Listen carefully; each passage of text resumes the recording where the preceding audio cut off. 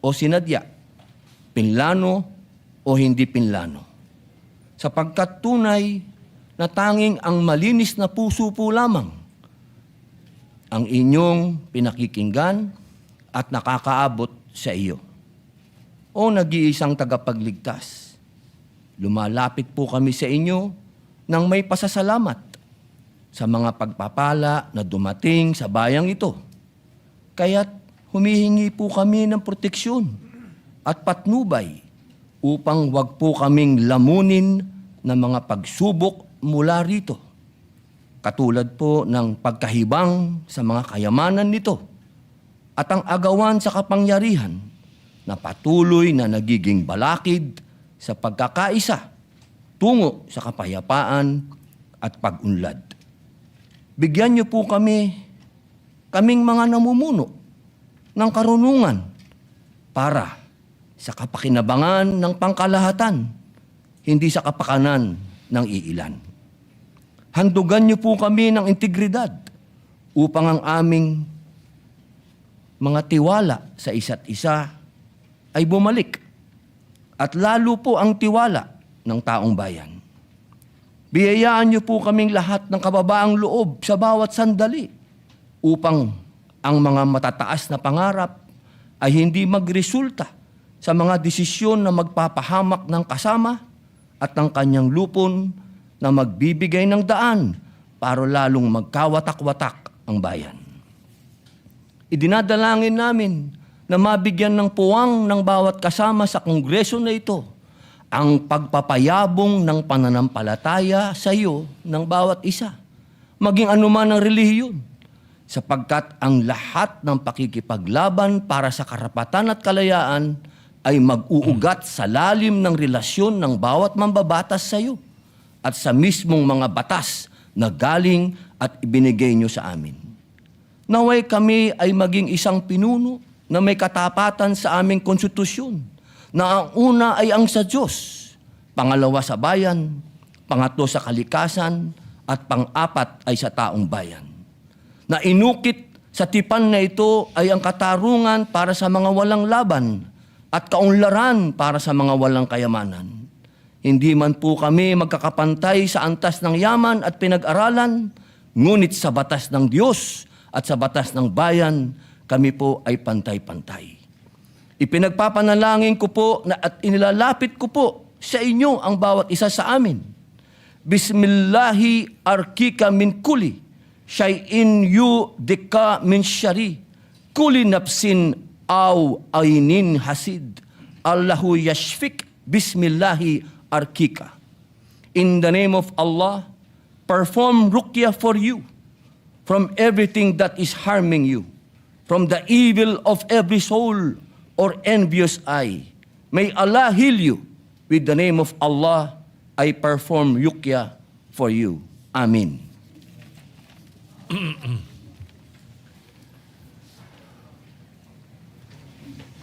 The Secretary will please call the roll.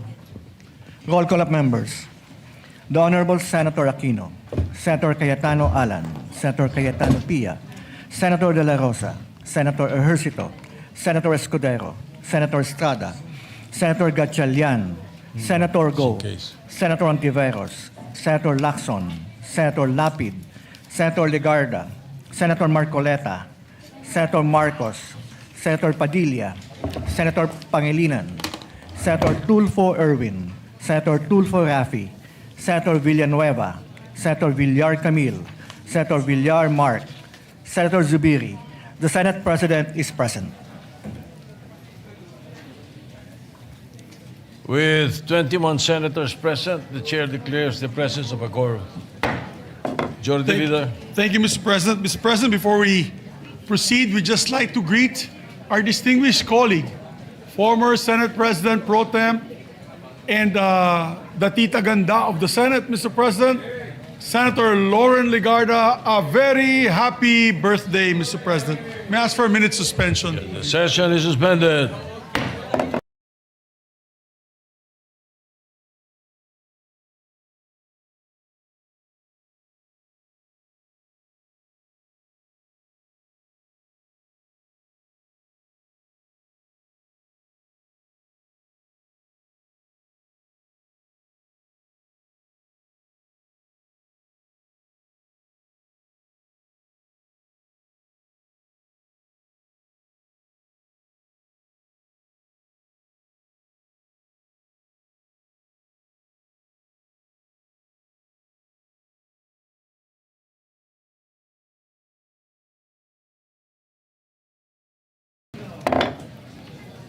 Mr. President, I move that we proceed with the reference of business. Secretary will proceed with the reference of business. Resolutions. Concurrent Resolution Number 8, adopting the National Education and Workforce Development Plan 2026 to 2035 and recommendations of the Second Congressional Commission on Education as the 10-year policy framework of the national government by Senator Aquino. Referred to the Committee on Rules. Resolution Number 257, directing the Senate Committee on Tourism to conduct an inquiry in aid of legislation on the implementation of the National Tourism Development Plan in assessing the readiness of the Philippine tourism infrastructure and its impact on domestic travel by Senator Ejercito. Referred to the Committee on Tourism. 258, resolution directing the appropriate Senate Committee to conduct an inquiry in aid of legislation on the proliferation of SMS scams, online scam calls, and URL-based scams with the end in view of strengthening the implementation of related laws and their enforcement by Senator Tulfo E. Referred to Committees on Public Services and Banks.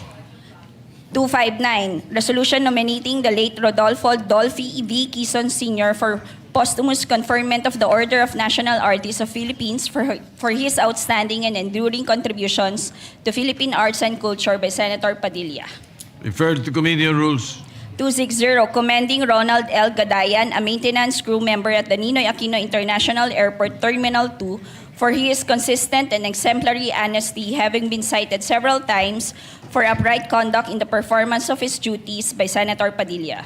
The Committee on Rules. 261, commending and congratulating the Filipino athletes and national team for winning medals and participating at the 2025 Southeast Asian Games and for bringing honor, pride, and inspiration to Filipino people by Senator Tulfo E.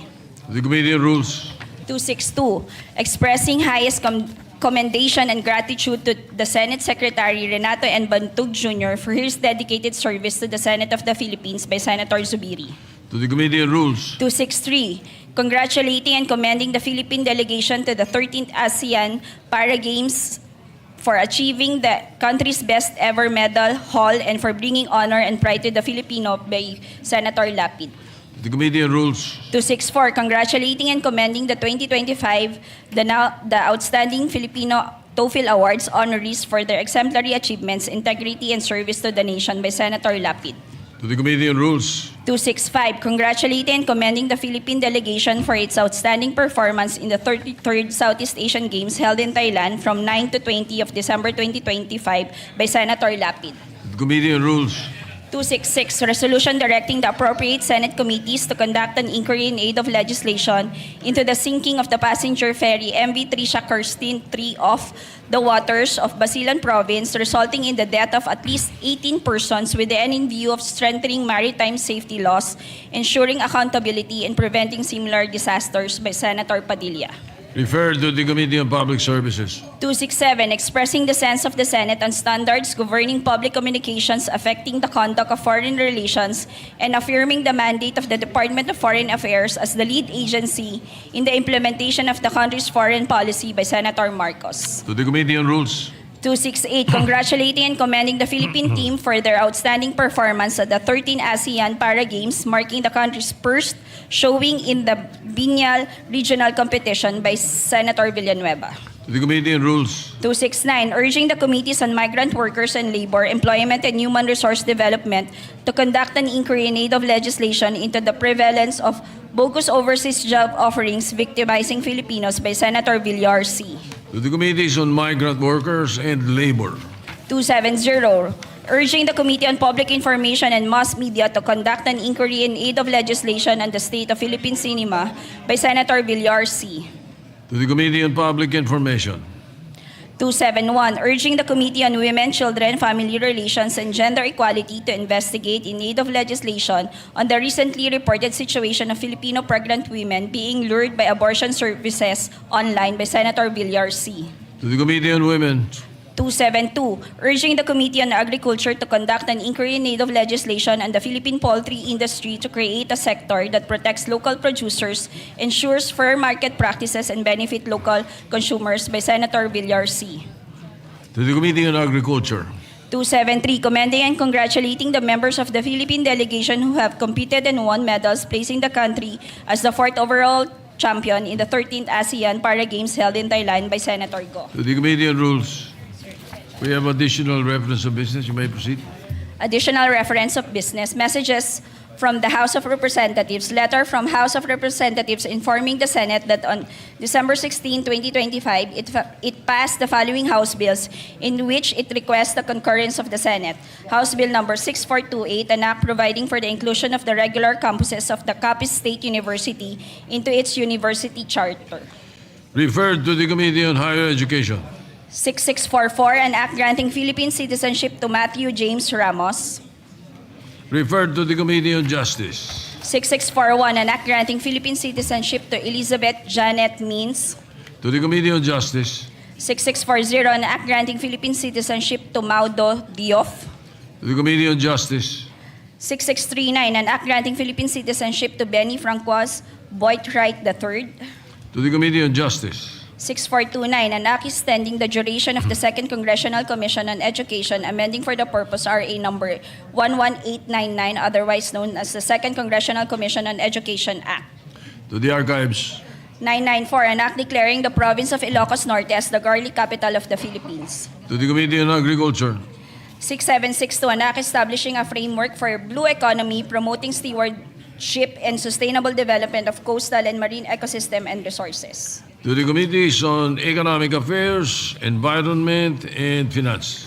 6739, an act converting the Dr. Eva Macaraeg Macapagal National Center for Geriatric Health under the Jose R. Reyes Memorial Medical Center as the Dr. Eva Macaraeg Macapagal National Center for Geriatric Health and Research Institute, defining its powers and functions and appropriating funds therefore. To the Committees on Health, Ways and Means, and Finance. 6738, an act further amending RA number 7836, otherwise known as the Philippine Teachers Professionalization Act of 1994 as amended by RA number 9293.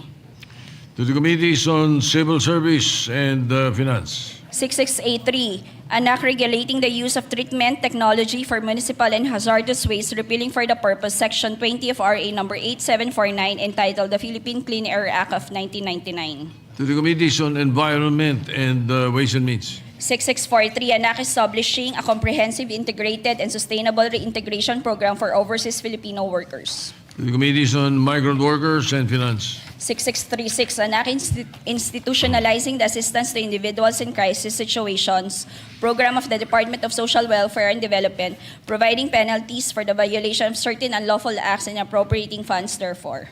To the Committees on Social Justice and Finance. 6615, an act regulating the planning, design, construction, occupancy, maintenance, and demolition of buildings, promoting building resilience against earthquake, fire, flood, landslide, storm, volcanic eruption, and multiple hazards within an all-hazards approach to resilience building, enacting a new Philippine Building Act, repealing for the purpose RA number 6541, entitled An Act to Ordain and Institute a National Building Code of the Philippines and Presidential Decree number 1096, otherwise known as the National Building Code of the Philippines.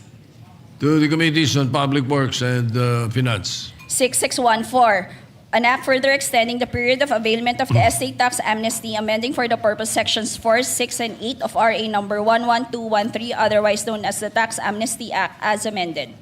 Referred to the Committee on Ways and Means. Letter from the House of Representatives informing the Senate that on December 22, 2025, it passed the following House bills in which it requests the concurrence of the Senate. House Bill 6642, an act establishing in the municipality of Tigaon, province of Camarines Sur, a basic comprehensive multi-specialty center under the Bicol Medical Center to be known as the Partido Multi-Specialty Center and appropriating funds therefore. To the Committees on Health and Finance. 6796, an act renaming the Conor District Hospital in the municipality of Conor, province of Apayao to Apayao General Hospital and Medical Center. To the Committee on Health. 6797, an act renaming the Far North Luzon General Hospital and Training Center in the municipality of Luna, province of Apayao to Elias K. Bulot Sr. General Hospital and Medical Center. To the Committee on Health. 6706, an act promoting transparent governance and instituting anti-corruption mechanisms in the operation of banks, amending for the purpose RA number 1405, entitled An Act Prohibiting Disclosure of or Inquiry into Deposits with Any Banking Institution and Providing Penalty therefore. To the Committee on Banks. 6789, an act establishing the national framework for water resource management and creating the Department of Water Resources and the Water Regulatory Commission, defining their mandates, powers, and functions, and appropriating funds therefore. To the Committees on Public Services, Civil Service, Ways and Means, and Finance. 22, an act providing for cheaper and more accessible internet for all. To the Committees on Public Services and Science and Technology. 178, an act mandating public telecommunications entities and internet service providers to institute an automatic refund mechanism for service outages and disruption, providing penalties for violations thereof. To the Committee on Public Services. Letter from the House of Representatives informing the Senate that on December 17, 2025, it adopted House Concurrent Resolution Number 9, reconstituting the Philippine Congress Bangsamoro Parliament Forum pursuant to Article 6, Section 3 of RA Number 11054, or the Organic Law for the Bangsamoro Autonomous Region in Muslim Mindanao, in which it requests the concurrence of the Senate. To the Archives. Letter from the House of Representatives that on December 22, it designated the following as members of the House panel in the Philippine Congress Bangsamoro Parliament Forum as chairperson, Representative Adyong as members, Representative Balingdong, Hernandez, Arbison Jr., and Flores. To the Archives.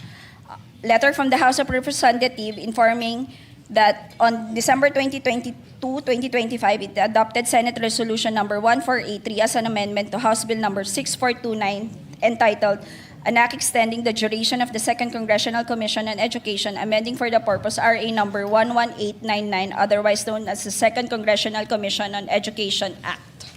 To the Archives. Letter from the House of Representatives informing that on December 2025, it approved the motion amending anew the legislative calendar for the first regular session of the 20th Congress, particularly on the resumption of session from December 22, 2025 to December 29, 2025, and on the adjournment of session from December 23, 2025 to December 30, 2025. To the Archives. Letter from the House of Representatives that informing that on December 29, 2025, it ratified the Conference Committee report on the disagreeing votes of House Bill Number 4058, entitled An Act Appropriating Funds for the Operation of the Government of the Republic of the Philippines from January 1 to December 31 to 2026. To the Archives. Bills on first reading. Senate Bill Number 1672, an act mandating public telecommunication entities and internet service providers to institute an automatic refund mechanism for service outages and disruptions, providing penalties therefore by Senator Tulfo R. To the Committee on Public Services. 1673, an act ensuring the safety and protection of children while on vacation, engaging in leisure or participating in any other activities related to tourism industry and for other purposes by Senator Tulfo R. To the Committees on Women and Tourism. 1674, an act further strengthening the Anti-Money Laundering Council, amending for the purpose RA number 9160, otherwise known as the Anti-Money Laundering Act of 2001 as amended by Senator Lapid. To the Committees on Banks, Justice, and Finance. 1675, an act granting Philippine citizenship to Liping Zeng by Senator Pangilinan. To the Committee on Rules. 1676, an act reorganizing the Women and Children Protection Center of the Philippine National Police into Women and Children Protection Group, defining its functions, structure, and appropriating funds therefore by Senator Aquino. To the Committees on Public Order, Women, and Finance. 1677, an act granting Philippine citizenship to Alexia Melanie Blanco Liacuno by Senator Cayetano P. To the Committee on Rules. 1678, an act granting Philippine citizenship to Kayla Daniel. Mr. President.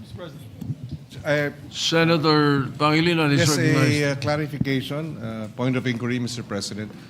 May I know why the Philippine citizenship measures are being referred to the Committee on Rules? Yes, Yes, that's Mr. correct. President, Well, this is not yet usually- approved in the House. Yeah, we usually send it to private committee. bills are referred to the... Subject to Before the, origination. yes. Origination plus or the... Once the House approves their version, then the Justice Committee will, it will be referred to the Justice Committee. Thank you. It will be referred to the Justice Committee thereafter, no? Okay. Once we receive, yes, sir. Sa 1678 na. All right? 1678, an act granting Philippine citizenship to Kyla Danielle Mercado Hansen by Senator Cayetano P. To the Committee on Rules. 1679, an act granting Philippine citizenship to Emma Rose Valenzuela Tovar by Senator Cayetano P. To the Committee on Rules. 1680, an act granting Philippine citizenship to Nia Liza Harrison by Senator Cayetano P. To the Committee on Rules. 1681, an act granting Philippine citizenship to Nicolas Bungal Marcanish by Senator Cayetano P. To the Committee on Rules. 1682, an act granting Philippine citizenship to Anthony Bungal Marcanish Jr. by Senator Cayetano P. To the Committee on Rules. 1683, an act granting Philippine citizenship to Luan Jacob Erlandson by Senator Cayetano P. To the Committee on Rules.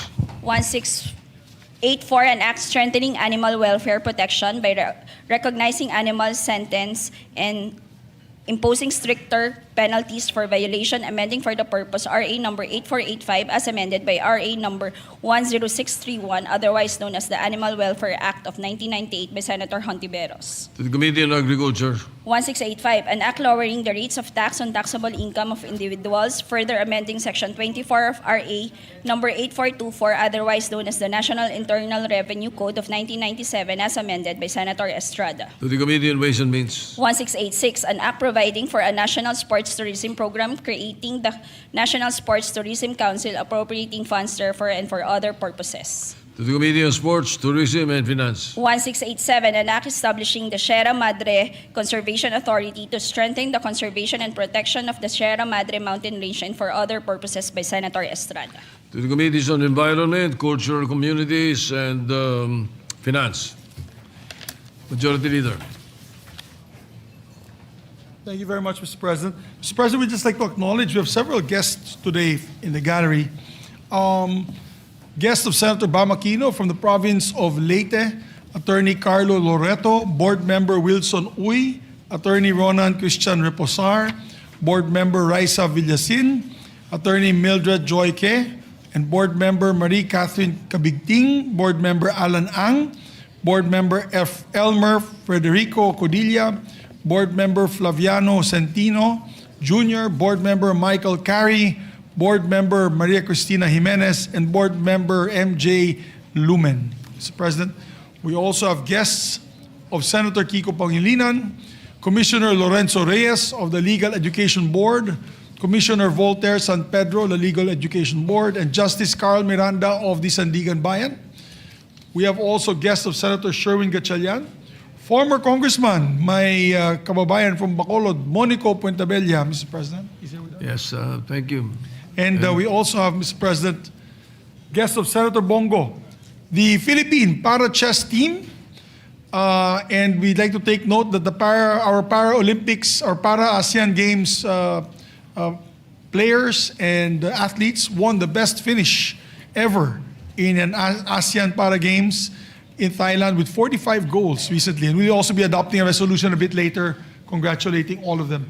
We also have students from the University of Caloocan, I think are here with us, and guests of Senator Bamakino, guests of Senator Alan Cayetano, local officials of Zamboanga del Sur, Calauit Mayor Arcel Antojado, Mucha Mayor Lorimir Adasa, and Rizal Mayor Marisa Mangisaka, and Manigsaka, and also Gumaca, Quezon Mayor Webster Letargo is here with us. And finally, Mr. President, guest of Senator J.V. Ejercito, Vice Mayor Michael Villano of Taal, Batangas. We welcome all our guests to the Senate this afternoon. Thank you for joining us. Thank you. Majority Thank you, Mr. Leader. President. Mr. President, with the permission of the body, I move that we consider PS Resolution number 262. This is a resolution expressing our highest commendation and gratitude to Senate Secretary Renato Bantug Jr. for his dedicated service to the Senate of the Philippines, Mr. President. Any objection? Hearing none, consideration of PS Resolution 262 is in order. May I be recognized to sponsor the resolution, Mr. President? You may sponsor the measure, Mr. President. Mr. Majority Leader. Thank you very much, Mr. President, my dear colleagues. Mr. President, my dear colleagues, Secretary Ray Bantug Jr. began his career at the Senate of the Philippines in 1995 as a staff of Senator Franklin M. Drilon, becoming the latter's Chief of Staff and most trusted confidant upon his election as Senate President in the 16th Congress. Secretary Bantug, known as R&B to the Secretariat, concurrently served in the 17th Congress as Chief of Staff of then Senate Minority Leader Franklin Drilon and as his Executive Director for Legislation, expertly balancing and excelling in two distinct and equally important roles with his trademark brand of professionalism. His appointment as Senate Secretary, which was my choice, Mr. President, in my time in the 19th Congress, though unexpected even by himself, was deeply deserved, earned through years of consistent and quiet excellence and affirmed by clear-eyed judgment and wisdom of the Senate President who selected him. That happened to be me pala. Secretary Bantug has devoted half of his life to the service of the Senate, distinguished by a rare institutional memory and mastery of Senate rules and procedures, expertise which seeks neither audience nor applause, yet has proven indispensable to the work of legislation. He exemplifies a profound sense of accountability in public service, consistently assuming responsibility in moments of difficulty and taking on the weight of institutional challenges with quiet resolve, providing a safe and steady anchor to both the leadership of the Secretariat during some of the most challenging periods of the recent Senate history, always ensuring that the Senate processes are grounded in rules, order, constitutional discipline, thus helping preserve the institution's credibility amidst public scrutiny.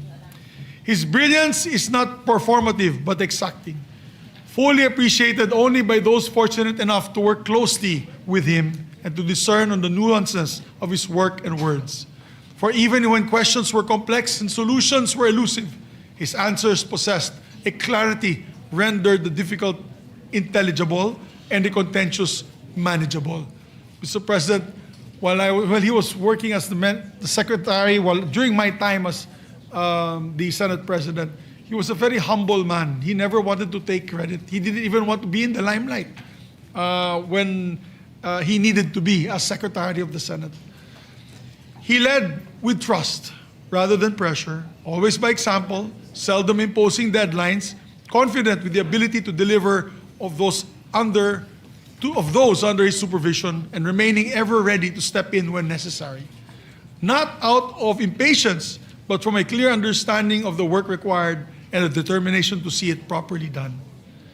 He served as secretary under 3 Senate presidents, but with equal zeal and dedication. He served under myself, Senator Zubiri, and Senate President Chis Escudero, and Senate President Vicente Soto. This is born not of loyalty that shifts, but of one that endures for the institution that he loves, and out of gratitude for the immense trust reposed in him by the Senate leaders and members who retained his counsel. He understands that the office of the Secretary is never about prominence or personal acclaim, but about stewardship, ensuring continuity, safeguarding institutional integrity, and allowing the Senate to work and proceed with dignity and rigor through every tide and season. His journey, and closing his journey, Mr. President, stands as a testament to the perseverance and humility, rising from every adversity to become one of the most trusted custodians of Senate procedure, practice, and tradition, embodying resilience and service beyond self, demonstrating that character and excellence are forged not in ease, but in deliberate choice, but in the deliberate choice to always serve with integrity, competence, and discipline. Saludo po ako sa iyo, Secretary. You deserve our sincerest appreciation and commendation in this chamber for your loyalty to the institution and generosity in sharing his experience and expertise. Now, Mr. President, once again, we'd like to thank with deepest gratitude our Senate Secretary Ray Bantug for his service. Mabuhay po. May we recognize, Mr. Secretary President. Villanueva.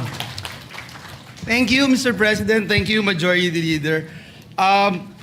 The good book, the Holy Bible, talks about giving honor to whom honor is due, Mr. President. And so please allow me to just give a very short manifestation on our dear Secretary Bantug.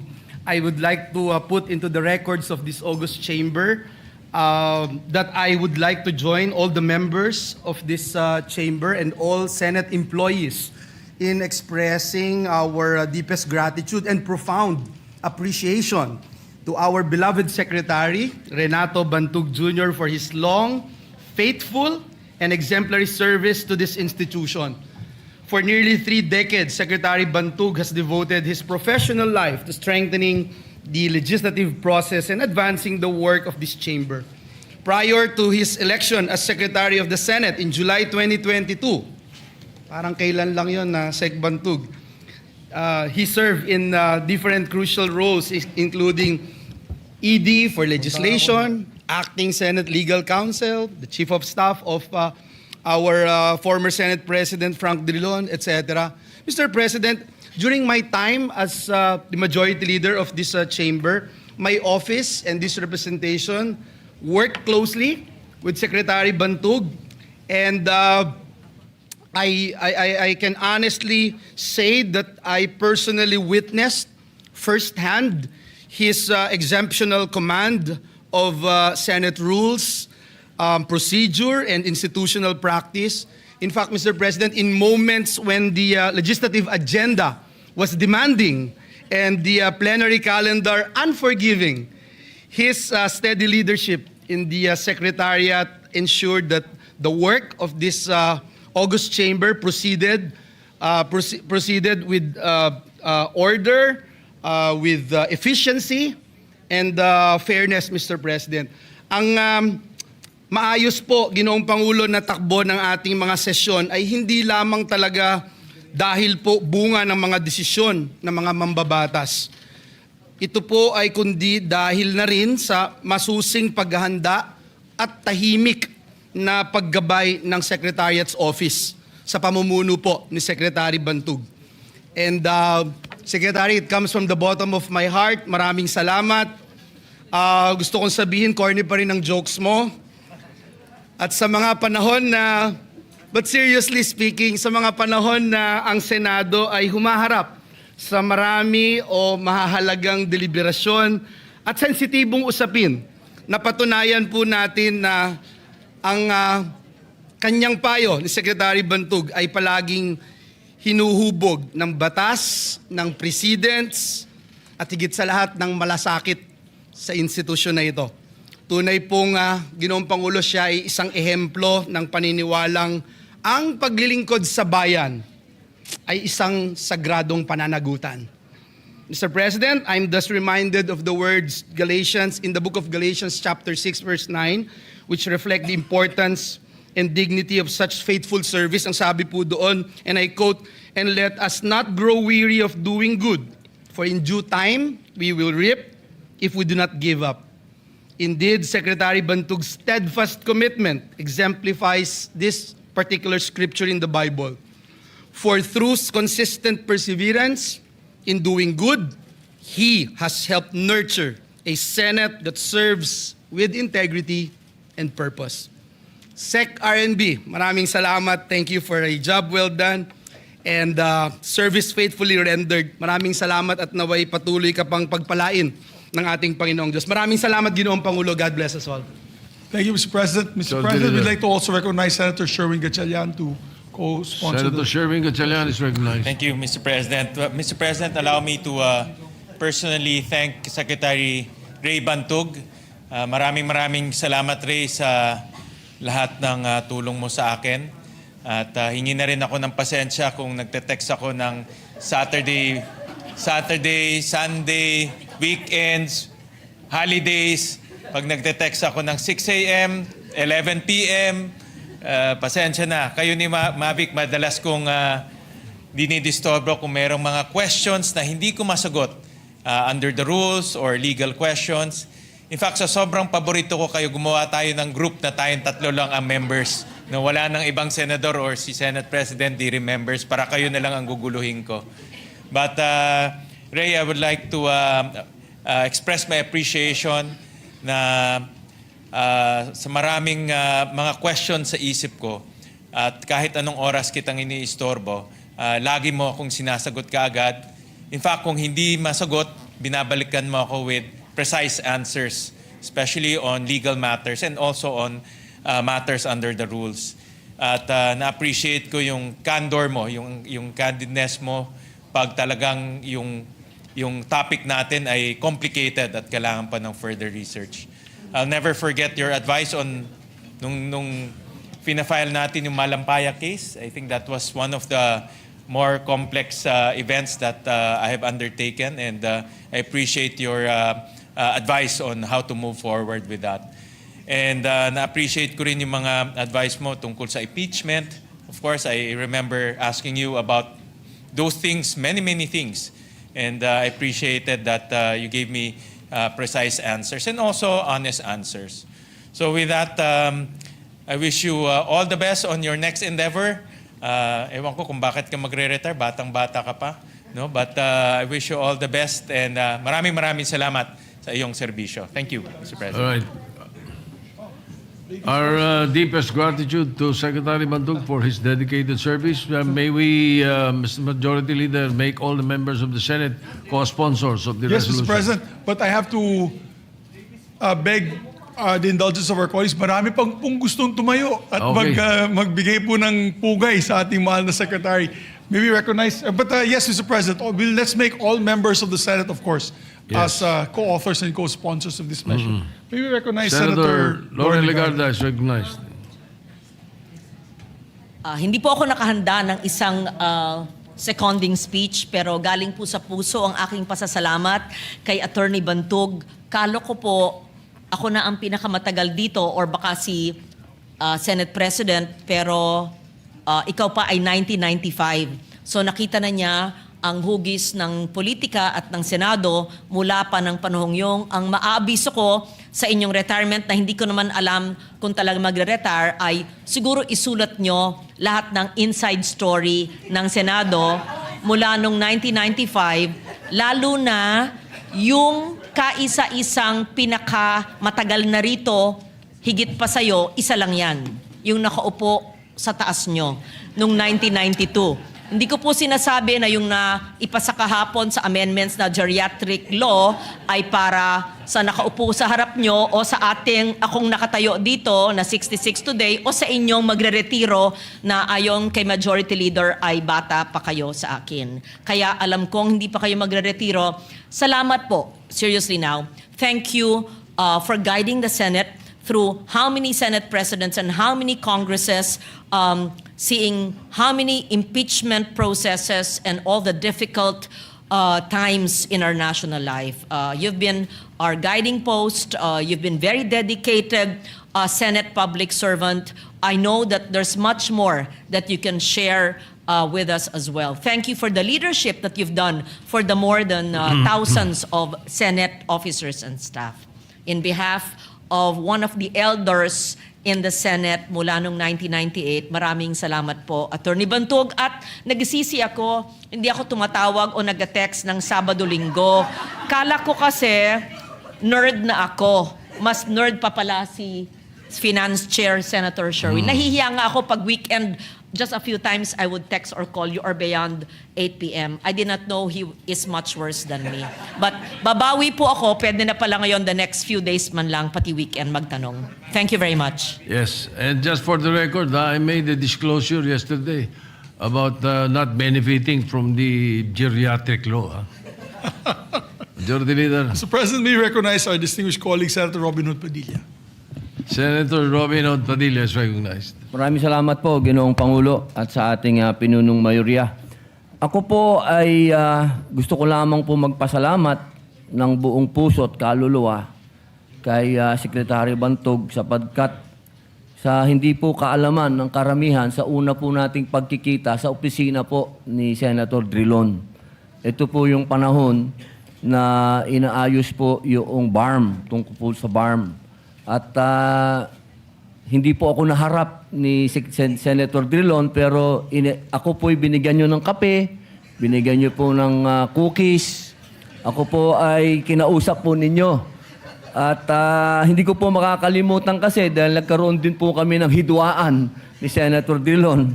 Pero kayo po yung nagpakita sa akin ng pagiging totoong tao. At nung ako po ay dumating dito, at kayo po yung naupo dyan, natakot po ako. Sabi ko, nako, eto na yata. Wala na yata akong maipapasang batas. Pero sa panahon po ninyo, doon po ako nagkaroon ng napakaraming batas na napumasa. At katunayan po, kayo po ang lagi namin ginagambala ni Atty. Jurado sa mga bagay na hinihingi po namin ng advice. Kaya sa totoo lamang po, ang inyo pong serbisyo ay wala pong halong politika. Kayo po ang serbisyo po ninyo talagang para sa taong bayan. At kami pong lahat, lalo na po ako, ang una-una nyo pong natulungan. Kaya, Secretary Bantog, maraming salamat po. Hindi ko po makakalimutan ang ginawa nyo po sa akin. Maraming salamat. Apo. Mr. President, may we recognize Senator Jingo Estrada. Senator Jingo Estrada is recognized. Thank you, Mr. President. Mr. President, distinguished colleagues, please allow this representation to co-sponsor proposed Senate Resolution number 262, expressing highest commendation and gratitude to Senate Secretary Renato Bantug, Jr., for his unwavering service to the Philippine Senate.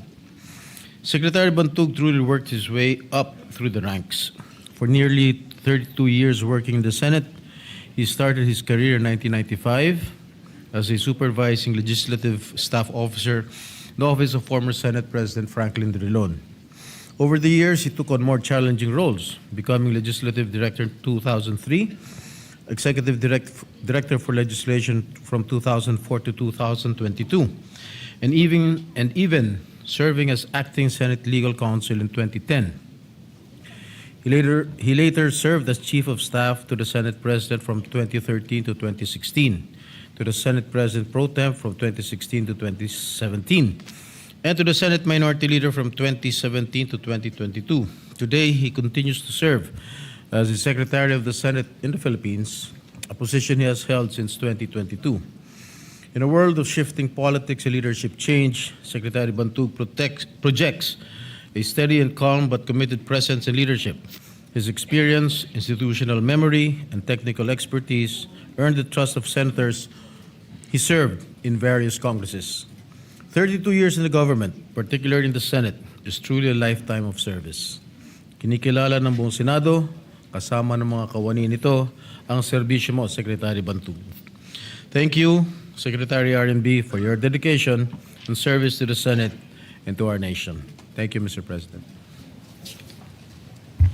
Majority Leader. Mr. President, we recognize Senator Bam Aquino. Senator Bam Aquino is recognized.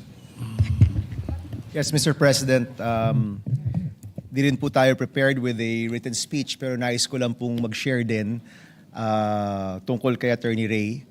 Pinag-usapan na po ang kanyang professionalism, pinag-usapan na po ang kanyang excellence, pinag-usapan na po ang kanyang kakayanan. Ang isa po sigurong hindi pa napag-uusapan masyado yung kanyang kindness, no? Marami ho dito alam naman na matagal rin po tayong wala sa Senado, 6 na taon.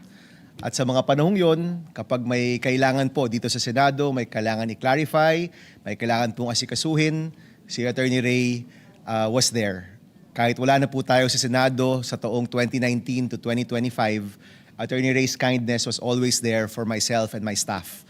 Kapag meron pong kailangan tulong, hindi po siya nag-aatubili na tumulong. He never hesitated to support all of us. And siguro po, as a testament today, masasabi ko po, Attorney Ray, I wish you all of the best in your new endeavors, in your next endeavors. At makakaasa kayo na yung tulong na binigay niyo po sa amin, ganun din po yung pagmamahal namin sa inyo. Thank you very much, Mr. President. Maraming salamat. Majority Leader. Mr. President, last but not the least is Senator Risa Ontiveros. Senator Risa Ontiveros is recognized. Salamat po, Mr. President.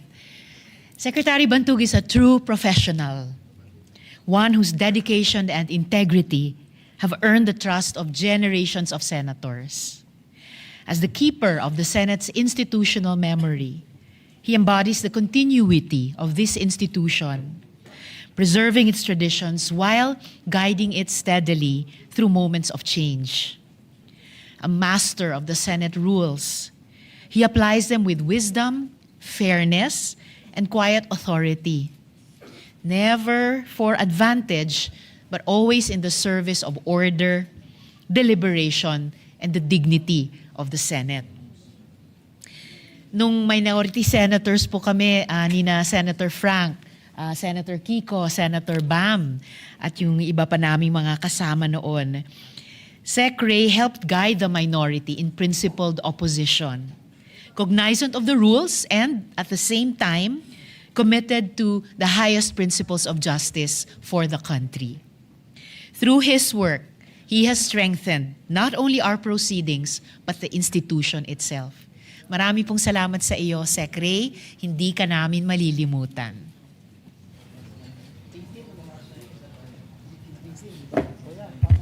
Thank you very much, Mr. President. With Yes. that, Mr. Majority President, Leader.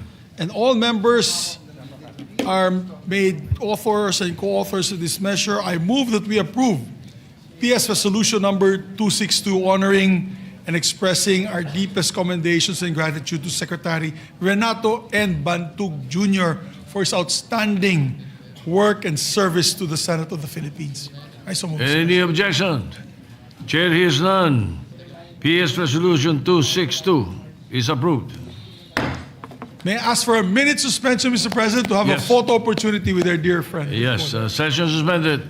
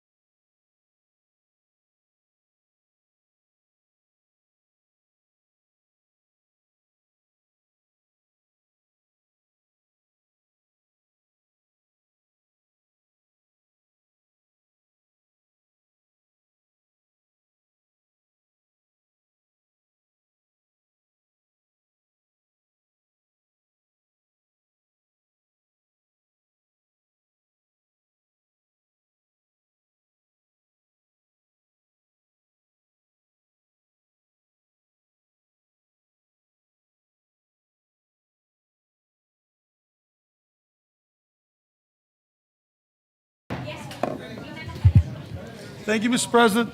Mr. President, also for adoption today, we have with us athletes from the ASEAN Para-Olympics, or Para-Games rather, Para-ASEAN Para-Games. So I move that we also consider proposed Senate Resolution number 263, taking consideration PS Resolution number 268 and 273. I so move, Mr. President. Any objection? Hearing none, consideration of 268 and 273 is in order. The Secretary will read the title of the measure without prejudice into inserting into the records the content of the said resolution. Resolution congratulating and commending the Philippine delegation to the 13th ASEAN Para Games for achieving the country's best ever medal haul and for bringing honor and pride to the Filipino people. Majority Leader.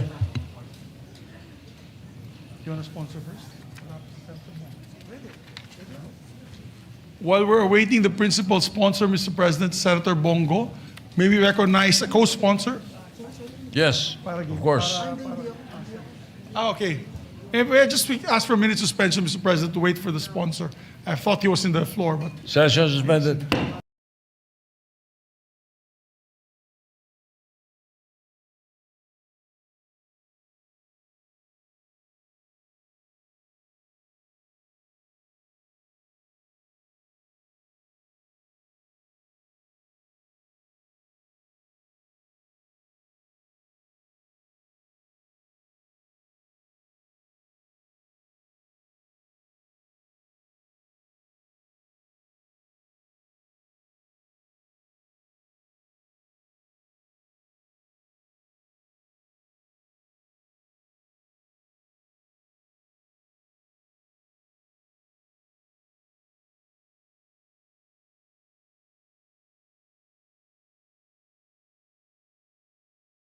Mr. President, we once again recognize our distinguished colleague, Senator Christopher Lawrence Bongo, to deliver his sponsorship speech. Senator Christopher Bongo is recognized.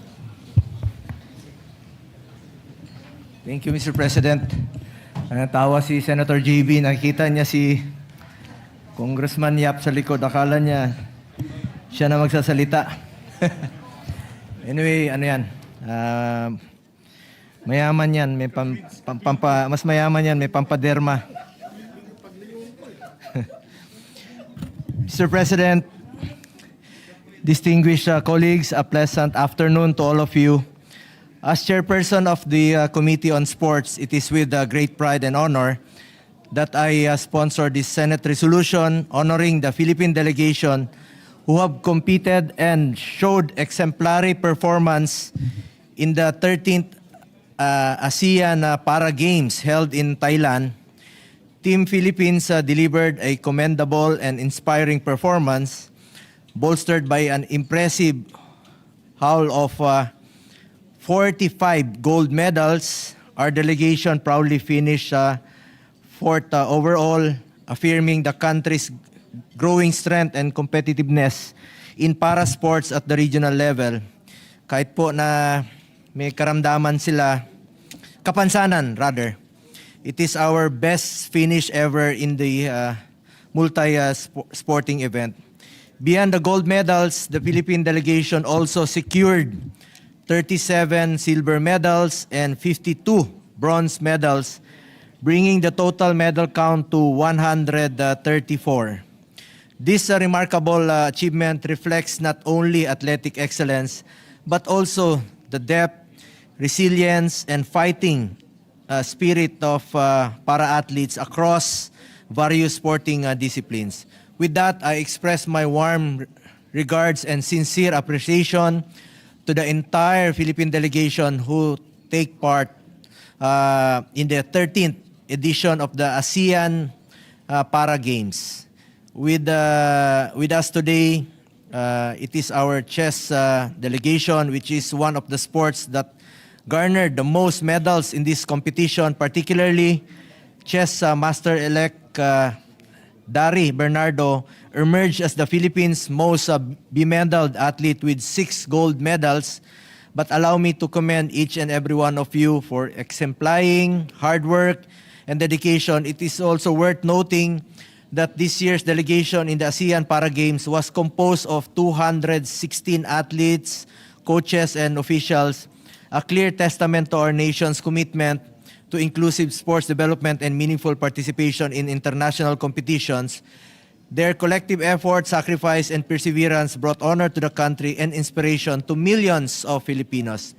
Ang karangalan at tagumpay na inyong dinala sa ating bansa ay mananatiling nakatatak sa kasaysayan ng Philippine sports. Naging simbolo kayo ng lakas at inspirasyon sa ating mga kababayan at patuloy na nagbibigay pag-asa sa gitna ng mga hamon at pagsubok. For my part, I filed Senate Bill 407, which aims to provide our athletes with the disability to be recognized on equal footing as other national athletes by ensuring that they receive fair and just incentives for their achievements. This amendment will further promote inclusivity and equality in the Philippine sports. We plan to sponsor this measure in plenary in the coming weeks at sana po'y masuportahan natin ito dahil ang daladala nilang karangalan sa ating bansa ay parehas naman po sa mga regular or elite athletes. Pinaghirapan rin po nila yan at hindi naman po nila kasalanan na yung iba sa kanila pinanganak na may kapansanan. I am beyond proud to have witnessed that our Filipino athletes are becoming more and more competitive in international sporting competitions as we are getting more consistent results. Since assuming the chairmanship of the Committee on Sports in 2019, we have seen the country secured its first ever gold medal at the Tokyo 2020 Games and followed it up with a twin gold victory at the 2000 Paris Olympics, achieving an unprecedented feat in the nation's sporting history. Dati po, kulela tayo, wala tayong ginto. Sa maalala ko, silver lang po ang pinakamataas na ating nakamit. Ngayon, meron na tayong ginto. First ever noong 2020 Tokyo Olympics. Patuloy din ang hosting natin ng prestigious international competitions tulad ngayon sa World Tennis Association Philippine Women's Open. We must further promote and support sports tourism to create jobs and investment, promote national pride, and position our country more visibly in the global stage. Unti-unti na pong nagbubunga ang mga pinagpaguran at pagsasakripisyo ng ating mga Pilipinong atleta sa kanilang iba't ibang larangan ng sports. Mr. President, esteemed colleagues, ako po'y nakakasiguro that our country will become a stronger contender in future competitions and we will be dubbed as a sports powerhouse in Asia. Basta magkaisa lang po ang ating mga Philippine Sports Commission, Philippine Olympic Committee, Philippine Paralympic Committee at ang private sector para sa kapakanan ng mga atleta. Pag nagsama-sama po ito, nagkasundo, nagtutulungan, malayo po ang mararating ng ating mga atleta. With the recent development po na meron na pong Supreme Court ruling with finality yung matatanggap ng sa National Sports Development Fund, sana po'y magamit itong pondo sa tama at masuportahan po ang ating mga atleta na hindi lang po sila umaasa sa Kongreso sa mga karagdagang pondo. Importante po, magtrabaho po ang ating Philippine Sports Commission, Philippine Olympic Committee, mga NSA. Dito nga kanina si former Commissioner Monico Puentebella. Parati po siya ang nagko-comment rin po na sa mga reklamo niya sa kanilang association. Sabi ko nga, pag nagsama-sama at nagtutulungan ang NSA at ang PSC, ang Philippine Olympic Committee, malayo pong mararating ng ating mga atleta. Iyon po ang dapat gawin. Ang ating mga atleta po ay dapat mag-compete lang po. Wala na silang dapat isipin. Suportado sila sa equipments, moral support, pagkain, at wala na silang dapat isipin pa tuwing competition just to focus on their competition. Our Filipino athletes have proven time and again of their undying devotion and even unified the country through sports, thus upholding the true spirit of patriotism. Win or lose, pusong Pinoy ang panalo. As your chairperson of the Committee on Sports, rest assured I will continue to pursue sports development programs and initiatives that will promote the welfare of our athletes to help restore our rightful place in the world of sports. At isang paraan rin po na ilayo natin ang mga kabataan sa masasamang bisyo, get into sports, stay away from drugs to keep us healthy and fit. Before I end, I wish also to convey the intention of Senator Pia Cayetano to co-author this resolution. Maraming salamat po, Mr. President, at mabuhay po ang ating mga atletang Pilipino. Mabuhay po ang ating mga para-athletes. Salamat po, Mr. President. Mr. President, we recognize Senator Joel Villanueva. Senator Joel Villanueva is recognized. Thank you, Mr. President. Thank you, Majority Leader. Mr. President, esteemed colleagues, as the author of proposed Senate Resolution number 268, we stand in gratitude as we honor the Philippine para-athlete team for their exemplary performance at the 13th ASEAN Para Games held in Thailand from January 20 to 26, 2026. Mr. President, the ASEAN Para Games is more than just a sporting event. It is a testament to the excellence, discipline, and indomitable spirit of para-athletes across Southeast Asia. This year, our Filipino delegation has truly exemplified these values, delivering the country's best performance in the history of our participation in the Games.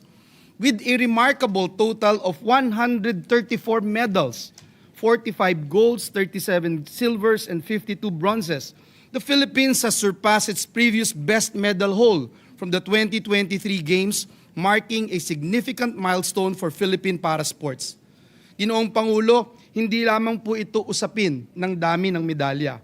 Ang ika-4 na pwesto ng Pilipinas sa overall medal standings ay ang pinakamataas na ranggo na ating nakamit mula nang magsimula tayong lumahok sa ASEAN Para Games noong 2001. Isa po rito ay nagpapakita ng malinaw at patuloy na pag-angat ng ating mga atleta at ng programa ng ating Sports Commission para sa ating para-sports ng ating bansa. Our athletes' exceptional performances across multiple disciplines have also showcased the depth and balance of their competitive edge.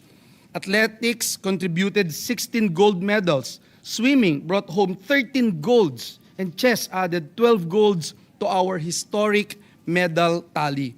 Para po sa ating mga para-athletes, your journey to the ASEAN Para Games was not easy. We know that. And there were sacrifices, long hours of training, moments of doubt, and countless challenges. Yet, you pressed on.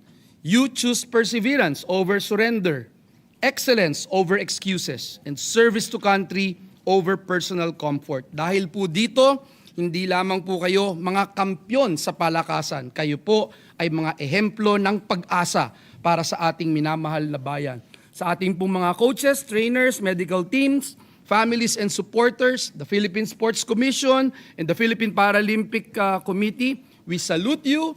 And again, thank you for all your sacrifices. As a nation, we commit to continue supporting para-sports and all our athletes because when we invest in you, we invest in character, resilience, and national pride. Kaya sinusuportahan po natin ang ating komite ng sports dito sa Senado sa pangunguna ni Senator Bongo at sa mga kasamahan nating sumusuporta para po sa ating mga atleta. Muli, kami po ay bumabati at nagpapasalamat sa ating mga para-athletes. Maraming salamat po sa karangalang inyong iniuwi at sa inspirasyong inyong ibinibigay sa aming lahat. Higit po sa lahat, maraming salamat sa pagpapaalala sa atin na sa pagkakaisa, pananampalataya at pagsusumikap, walang imposible para sa mga Pilipino. Mabuhay ang ating mga para-athletes, mabuhay ang Pilipinas. Maraming salamat, Ginoong Pangulo, at pagpalain tayong lahat ng ating Panginoong Diyos. Mr. President, we recognize Senator Robin Hood Padilla. Senator Robin Padilla is recognized. Maraming salamat po, Ginoong Pangulo, at sa ating pinunong mayorya.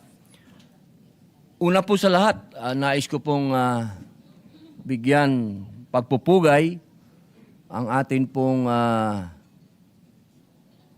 chairman ng sports, Senator Bongo, sapagkat sa kanya pong patnubay, sa kanya po tayo nagkaroon ng napakadaming medalya sa sports. At syempre po, tayo din po ay nagpupugay din kay Senator Pia Cayetano sa kanyang patnubay din po.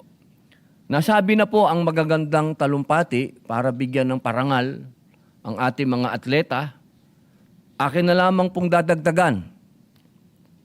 Sana po, ang ipinakita ng ating mga para-athlete dito sa ASEAN Para Games ay maging inspirasyon sa ating mga Pilipino na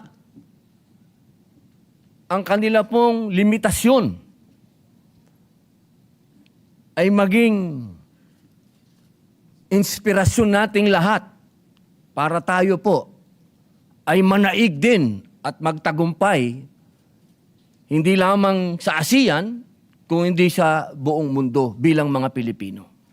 Kung tayo po ay tunay na titindig na magkakasama at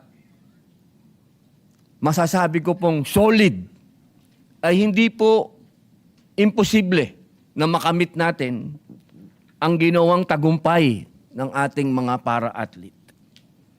Kayo po ang aming inspirasyon. Kayo po ang magbibigay ng tamang inspirasyon sa aming lahat. Na sa kabila po ng inyong limitasyon ay itinaas nyo po ang bandila ng Pilipinas sa isang matatawag po nating labanan ng utak, pisikal, at higit sa lahat, moral na labanan. Kaya po, tanggapin niyo po ang aking pagpupugay sa inyo. Maraming salamat po. Thank you, Mr. President. Mr. President, our distinguished colleagues, Senator Lapid and Senator Jingo Estrada, would like to just insert to the records their sponsorship speeches. So inserted. Therefore, with no member wishes to or sponsor the measure, interpolate, or make amendments, I move that we adopt proposed Senate Resolution number 263, taking into consideration PS Resolution number 268 and 273. I so move, Mr. President. Any objection?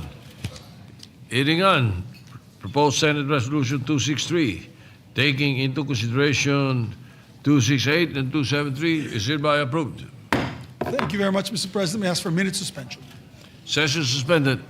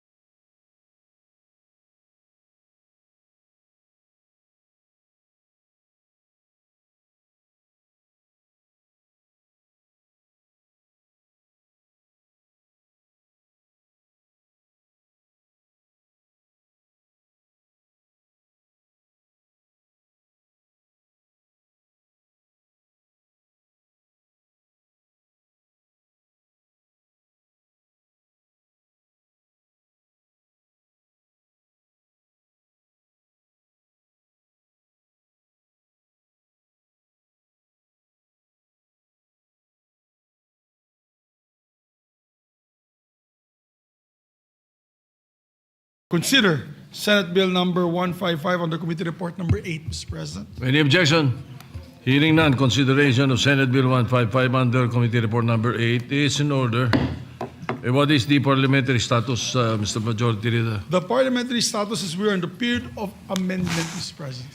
Period of committee amendments. Yes, may I ask for just a minute suspension to call the sponsor, Mr. President? Session is sorry. suspended. Dito na pala. No, my apologies, Mr. President. Ano siya? He's there. Session is resumed. Thank you. May we recognize the distinguished colleague, Senator Erwin Tulfo. For Senator Erwin Tulfo is recognized. Thank you, Mr. President. The following are the committee amendments for committee amendments on SBN 155, Simplified Government Aid Access Act. Mr. President, the following are the committee amendments. On page 2, line 2, before the word "and," insert the phrase "Philippine Charity Statistics Office." I so move, Mr. President. Any objection? Hearing none, amendments approved. On page 2, line 2, between the words "and" PhilHealth, insert the phrase "Philippine Health Insurance Corporation" and enclose the acronym PhilHealth in parentheses. I so move, Mr. President. Any objection? Hearing none, approved. On page 2, line 5, on the subtitle of section 4, delete the word "minimum." I so move, Mr. President. Any objection? Hearing none, approved. On page 2, line 15, after the word "worker," insert the phrase "or original or certified true copy of medical certificate or medical abstract with the date of issuance, complete name, signature, and license number of attending physician or death certificate issued by the hospital or by the city municipal health office, whichever is applicable." I so move, Mr. President. Period. Any Period. objection? Hearing none, approved. On page 22 or page 2, line 22, after the word "guardian," delete the punctuation mark period, and in lieu thereof, insert the punctuation mark colon. I so move, Mr. President. Any objection? Hearing none, approved. Still on page 2, line 22, italize the word "provided" and capitalize the letter T in the word "that." I so move, Mr. President. Yes, any objection? Hearing none, approved. On page 2, line 29, after the word "act," insert the phrase "and in accordance with Republic Act number 11032, otherwise known as the Ease of Doing Business and Efficient Government Service Delivery Act of 2018. I so move, Mr. President. Any objection? Hearing none, adopted.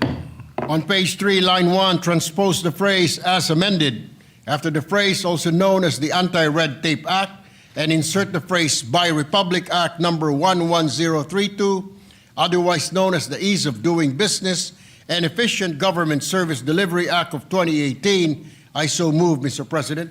Any objection? There being none, the amendments approved.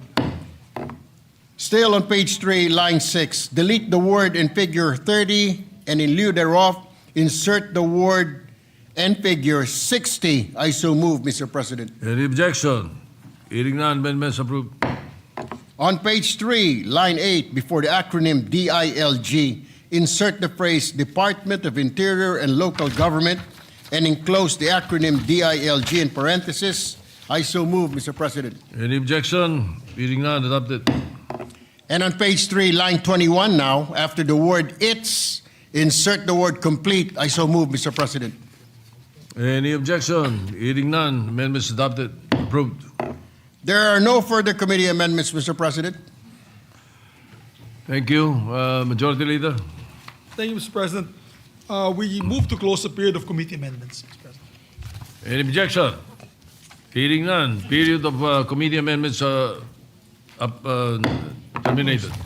Thank you, Mr. President. But we cannot close the period of amendments just yet, as some of our colleagues would like to propose amendments on Monday. So therefore, the suspend. parliamentary status, therefore, would be the period of individual amendments. That's correct, Mr. President. All right. So I move to suspend consideration of the measures. Hearing no objection, consideration of the measure is suspended. Mr. President, we have a sponsorship. May I ask for And the second, for additional reference of business, Mr. President. Additional reference of business, you may proceed, the Committee Secretary. report.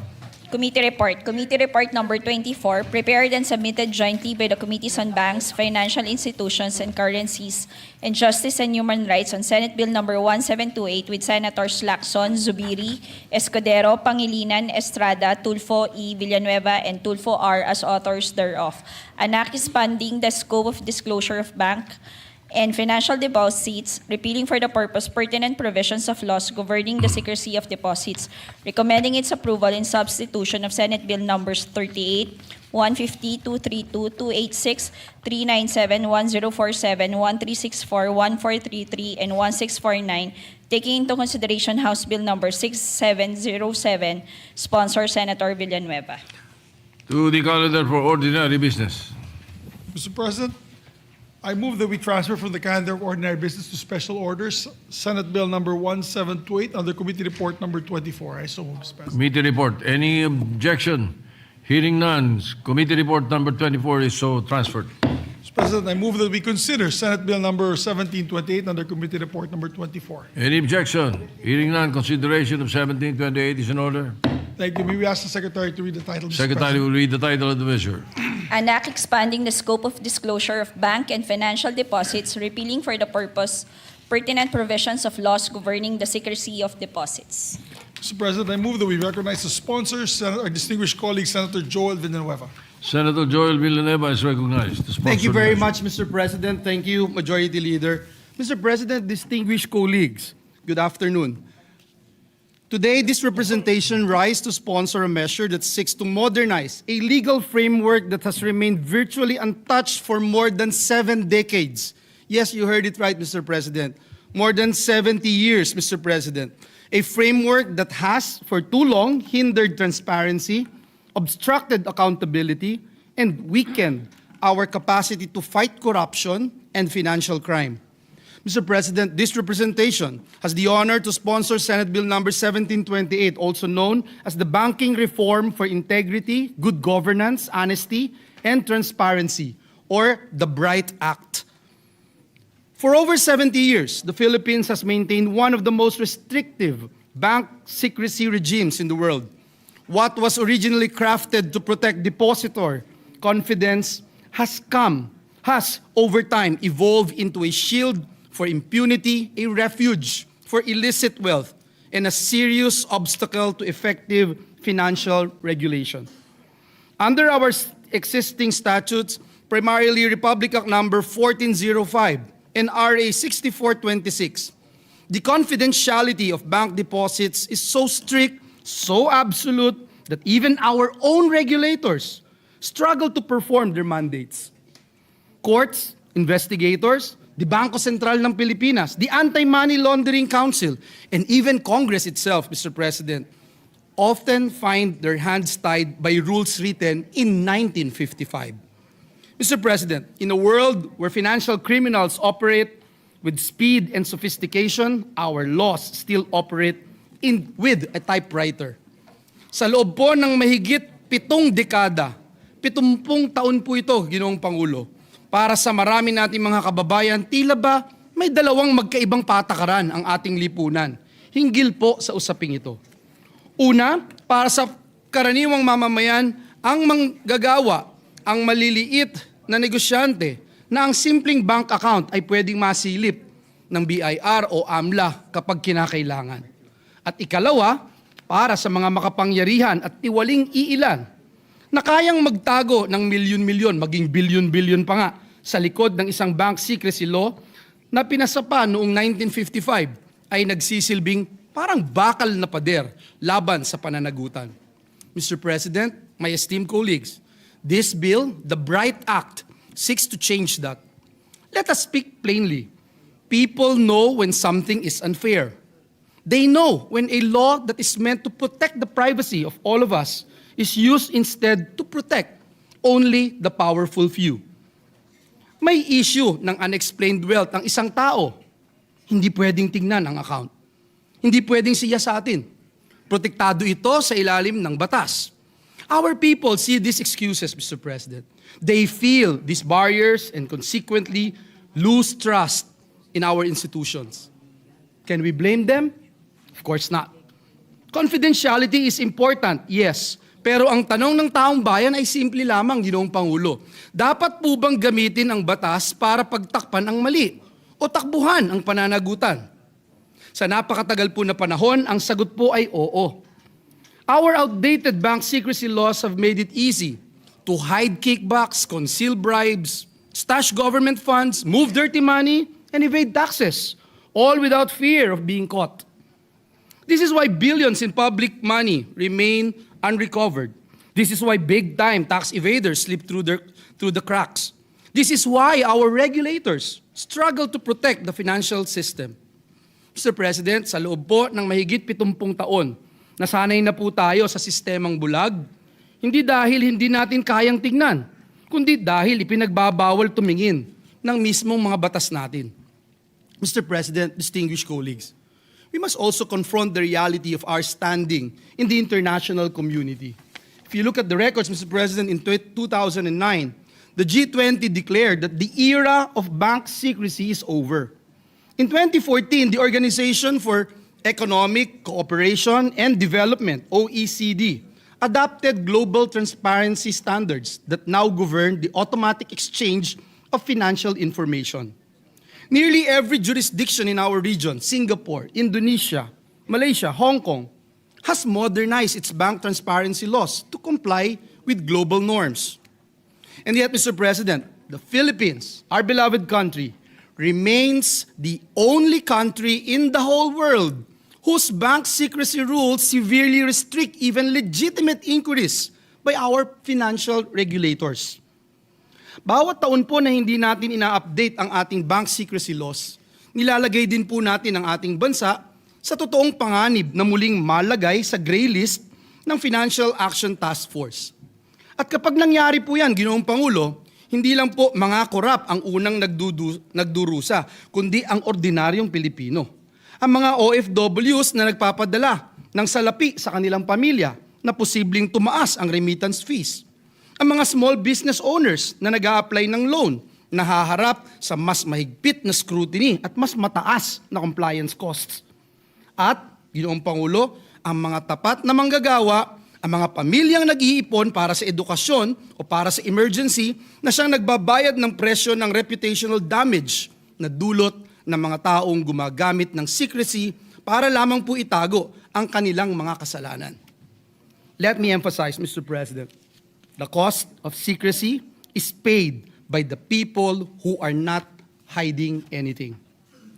Milyong-milyong Pilipino po ang umaasa sa isang matatag na banking financial system, isang mapagkakatiwalaang investment climate, at mababang remittance costs. Hindi po natin pwedeng hayaan na taon-taon na lamang ang mga luma at hindi na napapanahong batas ang maglalagay sa panganib sa mga lifeline na ito. The consequences at home are equally alarming, Mr. President. The Department of Finance estimates that our outdated secrecy regime results in billions of pesos in revenue losses annually due to untraceable tax evasion. The IMF, or International Monetary Fund, in its assessments to the Philippine financial sector, has repeatedly warned that our strict bank secrecy rules hamper effective supervision and may impair financial stability. Nakita na po natin, Ginoong Pangulo, kung paano ang mga yaman na nakuha sa iligal na paraan ay madali pong itago o naitatago sa likod ng sobrang higpit o ultra-strict na bank secrecy at confidentiality. At nakita na rin po natin kung paano naantala at minsan tuluyang nahihinto ang mga investigasyon dahil po sa mga batas na ang layunin po sana, Ginoong Pangulo, ay protektahan. Protektahan ang mga tapat at marangal na depositor na nagagamit din bilang kanlungan ng mga tiwaling opisyal, mga money launderer, mga nagpopondo ng iligal na droga, at mga mapagsamantalang mandaraya. Sa huli po, ang naagrabyado po rito ay hindi ang may kasalanan, kundi ang karaniwang manggagawa at pamilyang Pilipino na naniniwala sa patas at malinis na sistema. Mr. President, we cannot continue to allow secrecy to be weaponized against the Filipino people. This bill, Mr. President, the Bright Act, proposes not wholesale disclosure, Mr. President, but measured transparency under very specific, legitimate circumstances. Deposits remain confidential as the general rule and may be examined only under conditions explicitly defined in the law. Among these legitimate purposes are investigations by the courts, inquiries by Congress, including impeachment proceedings, investigations conducted by the Office of the Ombudsman, supervisory examinations by the BSP, inquiries by AMLA, BIR, and specific financial regulators, lawful access for the settlement of estates of deceased depositors, and voluntary authorization by the depositor. Each request must follow clear procedures, subject to safeguards provided by the Act and consistent with the Data Privacy Act. With the passage of this measure, Mr. President, for the first time in 7 decades, the Filipino people will know when public officials live beyond their means. There is a way to find out, Mr. President. When billions of pesos disappear, they cannot hide behind secrecy. When corruption happens, investigations can move forward. When regulators need information to protect the economy, they can act, Mr. President. When crimes occur, they cannot be covered by confidentiality. Sinasabi po ng panukalang batas na ito sa sambayan ng Pilipino, wala pong exempted sa katapatan. Walang privilege sa katotohanan. Mr. President, we are mindful of the burden placed on banks and non-bank financial institutions. And kaya po sa Bright Act, naglalagay po tayo ng provision for safe harbor for institutions that comply in good faith. At the same time, the bill imposes penalty on individuals who abuse their authority to access deposit information and those unjustifiably refuse to disclose information when required by law. For juridical entities, the responsible officers who directly participated in the violation will also be held liable, consistent with principles under AMLA and the revised Corporation Code. This ensures accountability, Mr. President, not only at the institutional level, but also at the personal level. Allow me to state categorically, Mr. President, when I was asked a while ago about addressing fears and misconceptions. This bill, Mr. President, does not grant unfettered access to anyone's bank account. This bill does not allow political fishing expeditions. This bill does not undermine the right to privacy. Legitimate privacy remains protected. What this bill removes is the blanket of secrecy that shields corruption and criminality. Mr. President, let this representation address our honest depositors, ang ating pong mga ordinaryong manggagawa, ang ating mga OFWs, ang ating mga small business owners, ang ating mga senior citizens at retirees with deposits. Your privacy remains protected. Your accounts remain confidential. Your rights remain intact. This bill protects you. It only exposes those who betray public trust. Mr. President, our failure to modernize our bank secrecy regime has long left us behind. We have fallen out of step with global expectations and regional standards, and we continue to tie the hands of the very institutions tasked with protecting the integrity of our financial system. Kaya natutuwa din po tayo, Ginoong Pangulo, na ito ay naging parte ng Legislative Development Council na maging priority measure ng ating administrasyon. The Bright Act is not merely a compliance measure, Mr. President.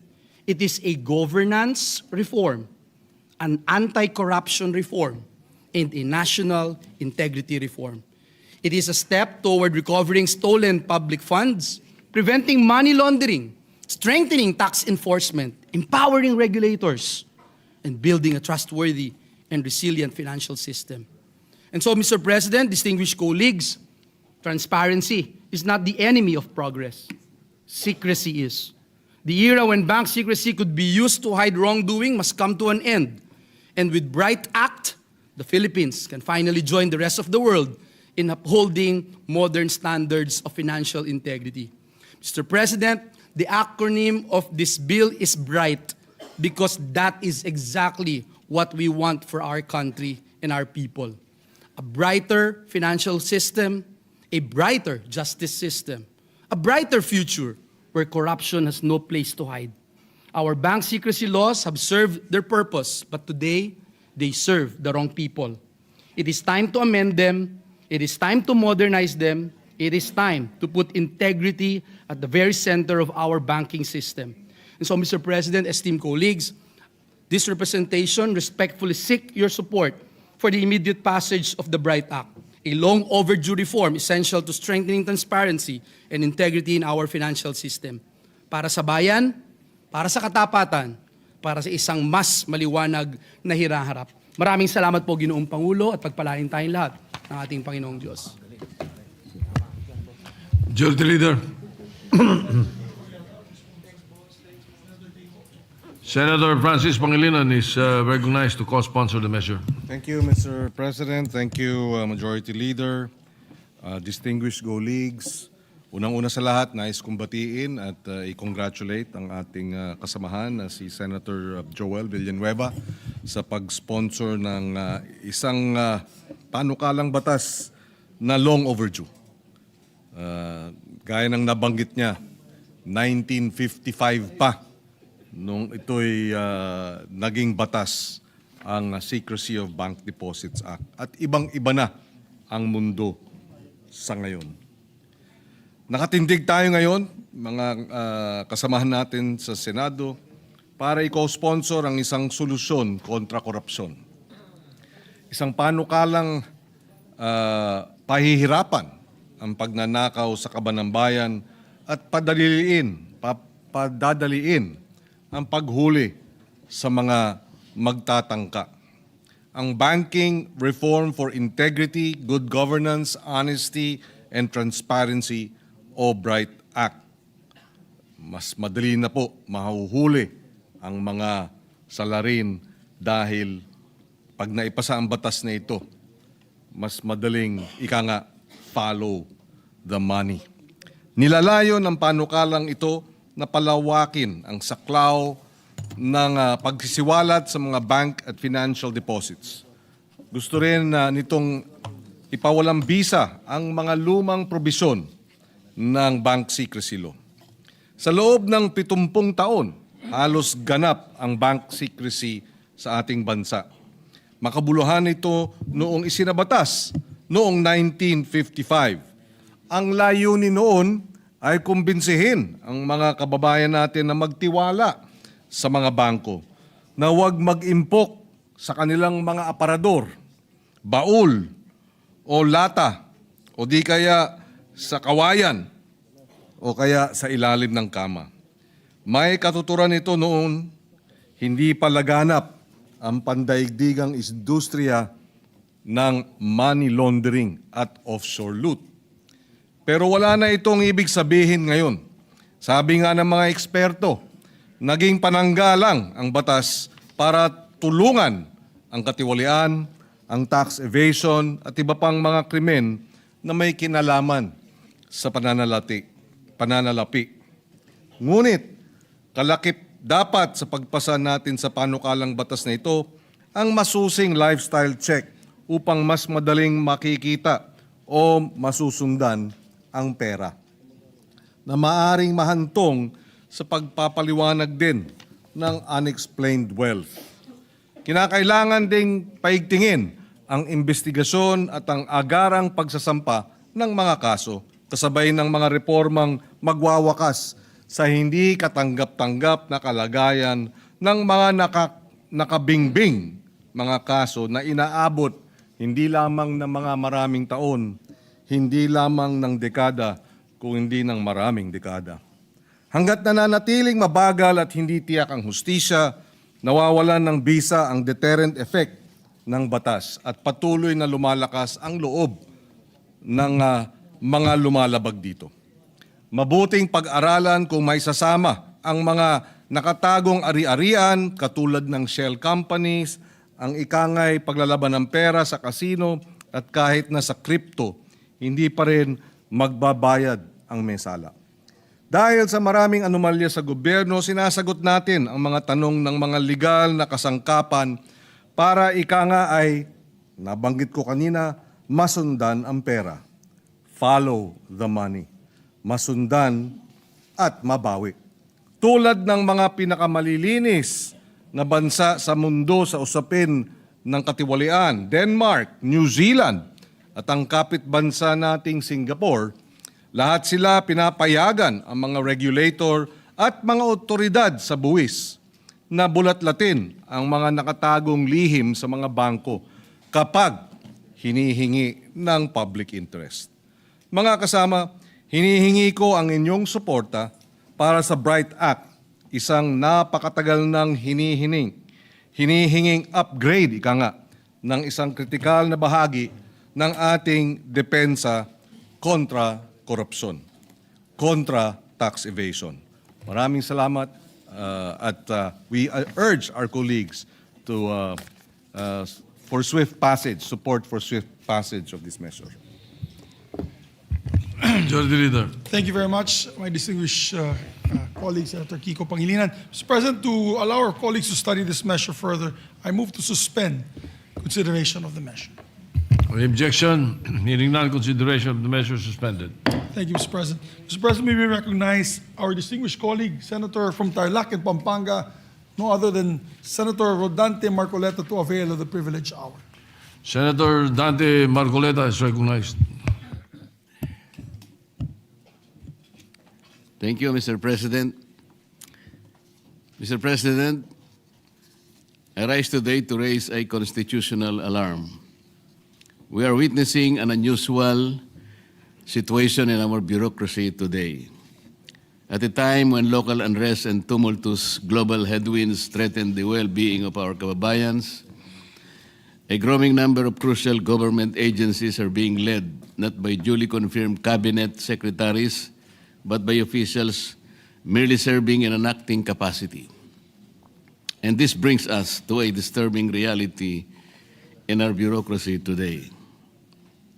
Mr. President, what is at stake is not merely the reputation of individuals, but the integrity of our public institutions. As we speak, several key government agencies are being run by acting secretaries, officials who wield immense power, control billion-peso budgets, and approve critical infrastructure projects, yet have not undergone confirmation. These agencies include 1, Office of the Executive Secretary, Department of Finance, Department of Public Works and Highways, number 4, Department of Justice, number 5, Department of Budget and Management, 6, Department of Environment and Natural Resources, 7, Department of Transportation, and the last, the Presidential Communications Office. Hindi ito mga maliliit o mga basta-bastang ahensya, Mr. President.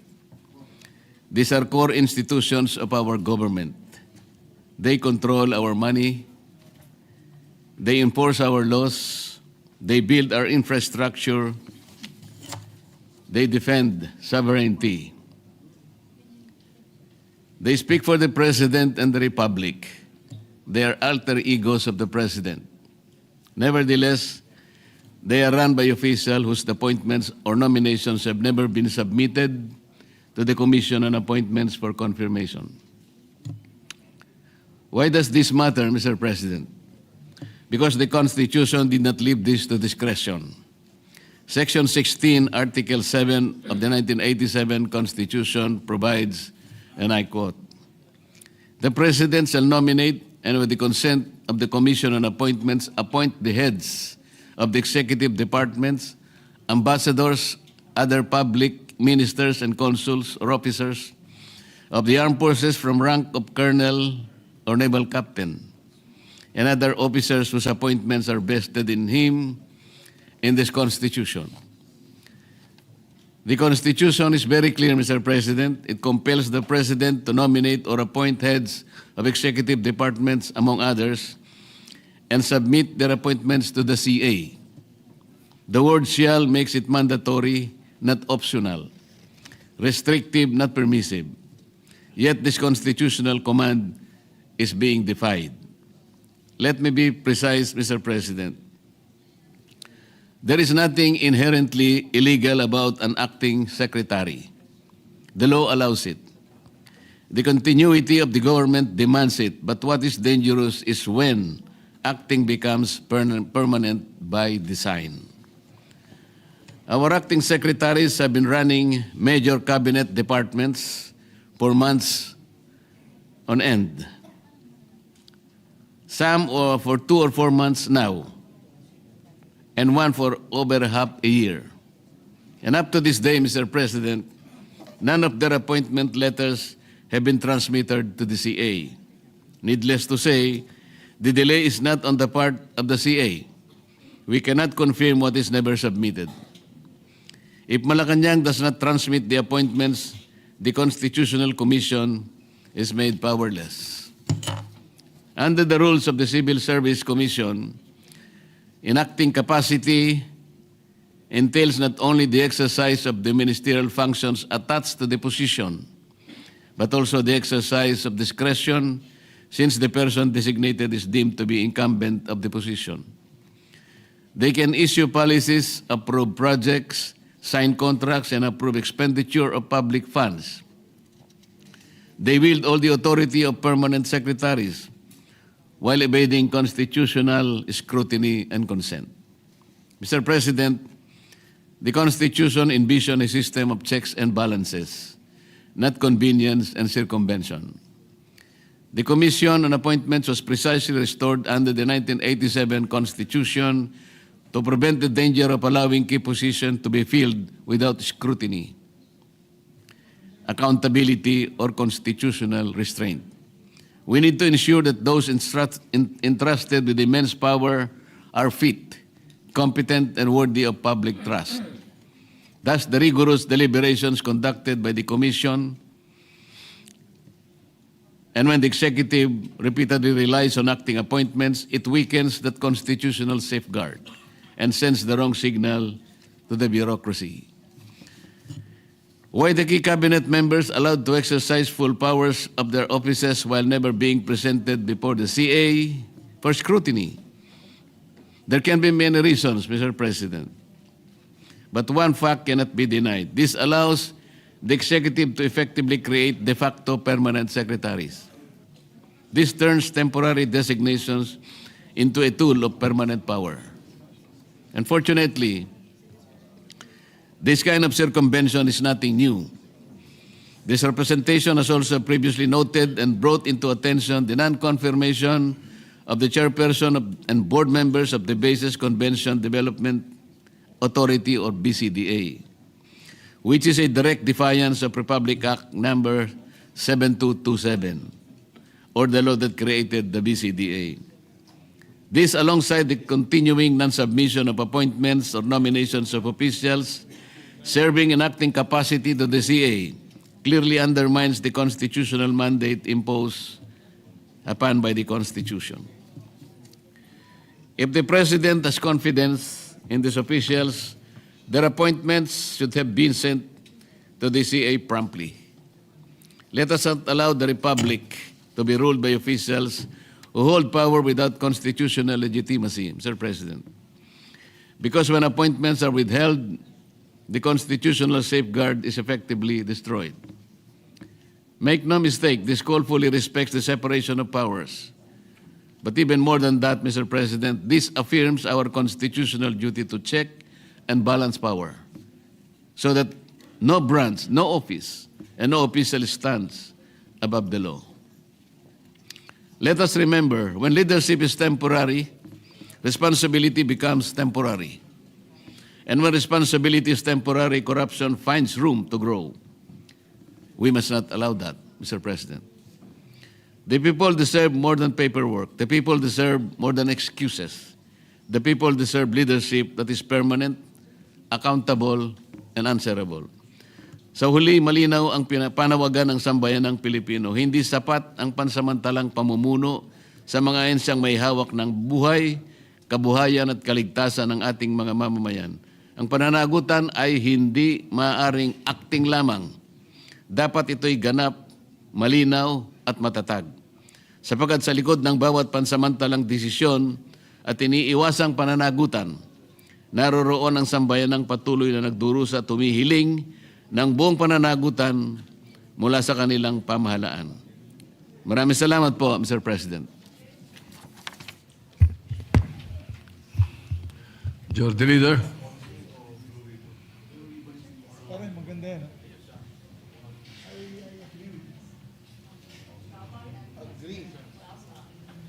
Thank you very much, Mr. President. We'd like to congratulate Senator Rodante Marcoleta for very good points being made.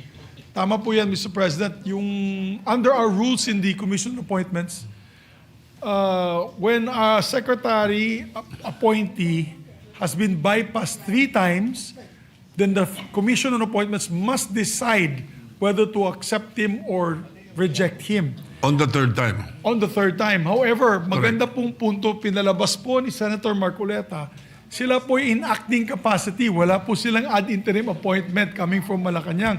Therefore, Yes. there's nothing to act on. And Well, therefore, let's place that on record so that the public is watching. When a presidential appointee is appointed into a cabinet position, when Congress is not in session, it is called an interim appointment. yes. When a cabinet position or person is appointed into the cabinet, when Congress is in session, it is only in an acting capacity. Yes. So it is correct, the point being raised by Senator Marcoleta. And I distinctly remember for a number of years, I would like to check how many years it was that Secretary Raul Gonzalez was Secretary of Justice for forever, but never submitted to the Commission on Appointments. Yes, Huh? Mr. President. Always ad interim.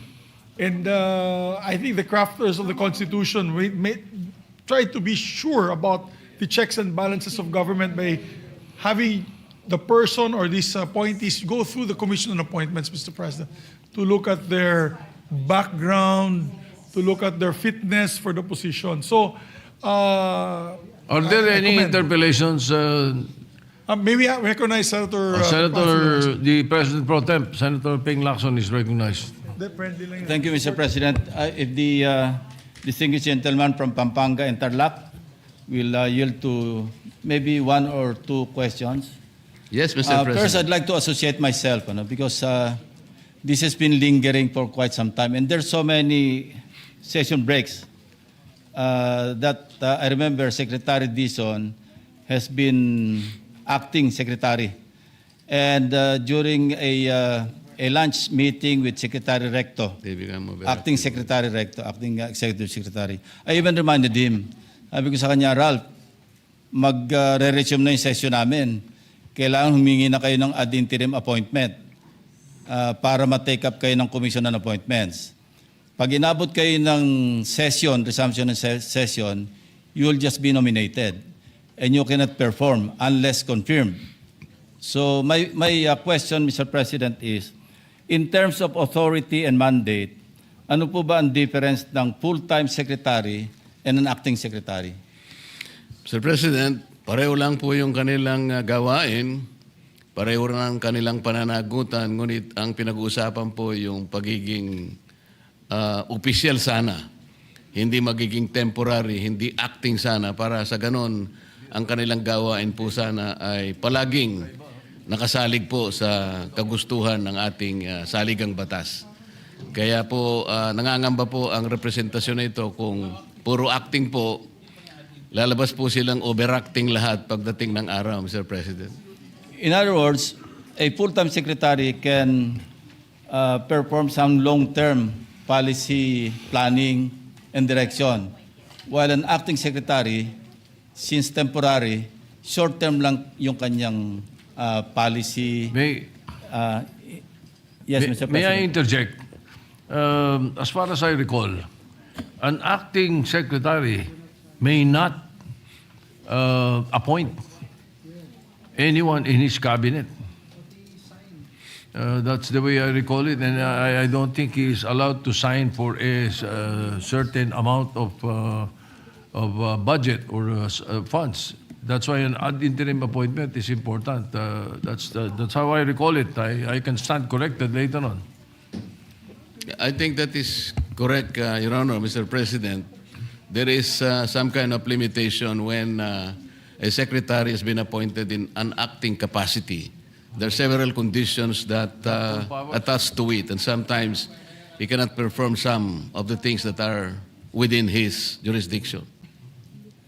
That's why, Mr. President, I'm wondering why Malacanang has not issued ad interim appointments. Because as mentioned by the distinguished gentleman from Tarlac, marami to. DOTR, DPWH, Executive Secretary, Department of Environment and Natural Resources, Department of Budget and no, acting lang talaga si parang OIC lang si Yosek Toledo because career. Secretary of Finance, at least 7 PCO, at least 7 cabinet secretaries are in acting capacity. So I wonder why Malacanang, in spite of, I've reminded even acting Secretary Vida during the last Blue Ribbon hearing. I approached him, you better remind Secretary Recto about our conversation that you should be given ad interim appointments because we'll be resuming session on Monday. I remember telling him that.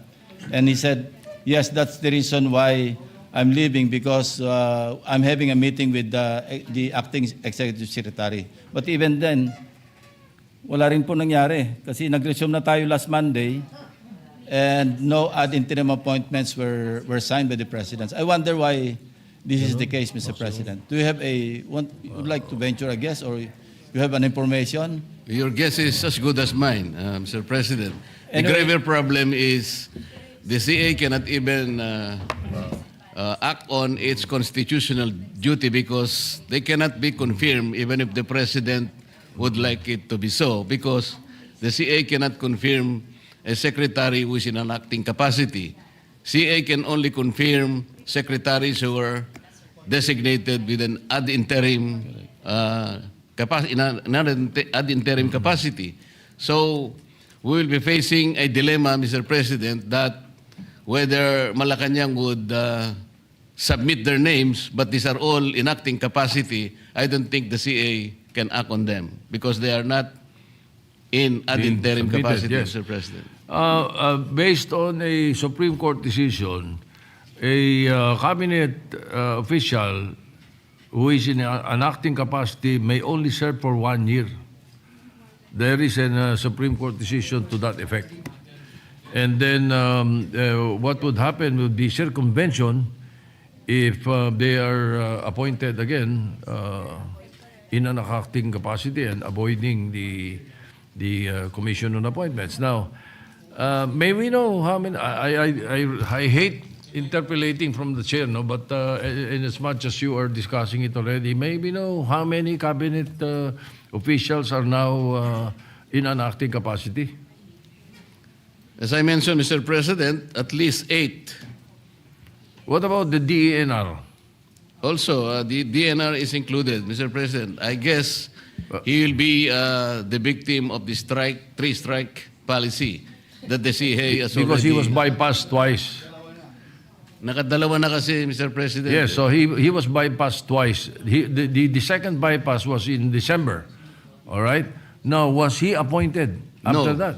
He should have been appointed in ad interim capacity. So what is Before, there is no secretary of the DNR right now.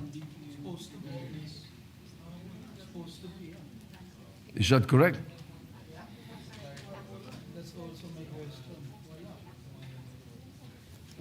Senator Tulfo, with the permission of Senator Lacson and Senator Margoleta. Yes, Mr. President, di po ba na dumana sa CA sila Secretary Lutilla, Secretary Ralph Recto? Previous, pero so kailangan pang bumalik ulit sila sa CA dahil Yes, ibang agency they were na. not approved, yet they were not rejected. They were merely bypassed. Therefore, they may be appointed again. I don't know if he was appointed.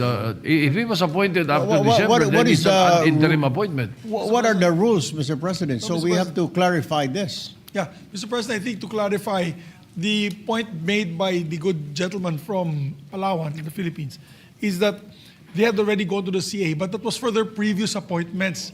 As I believe Secretary Lutilla was for Department of Energy, and Secretary Ralph Recto.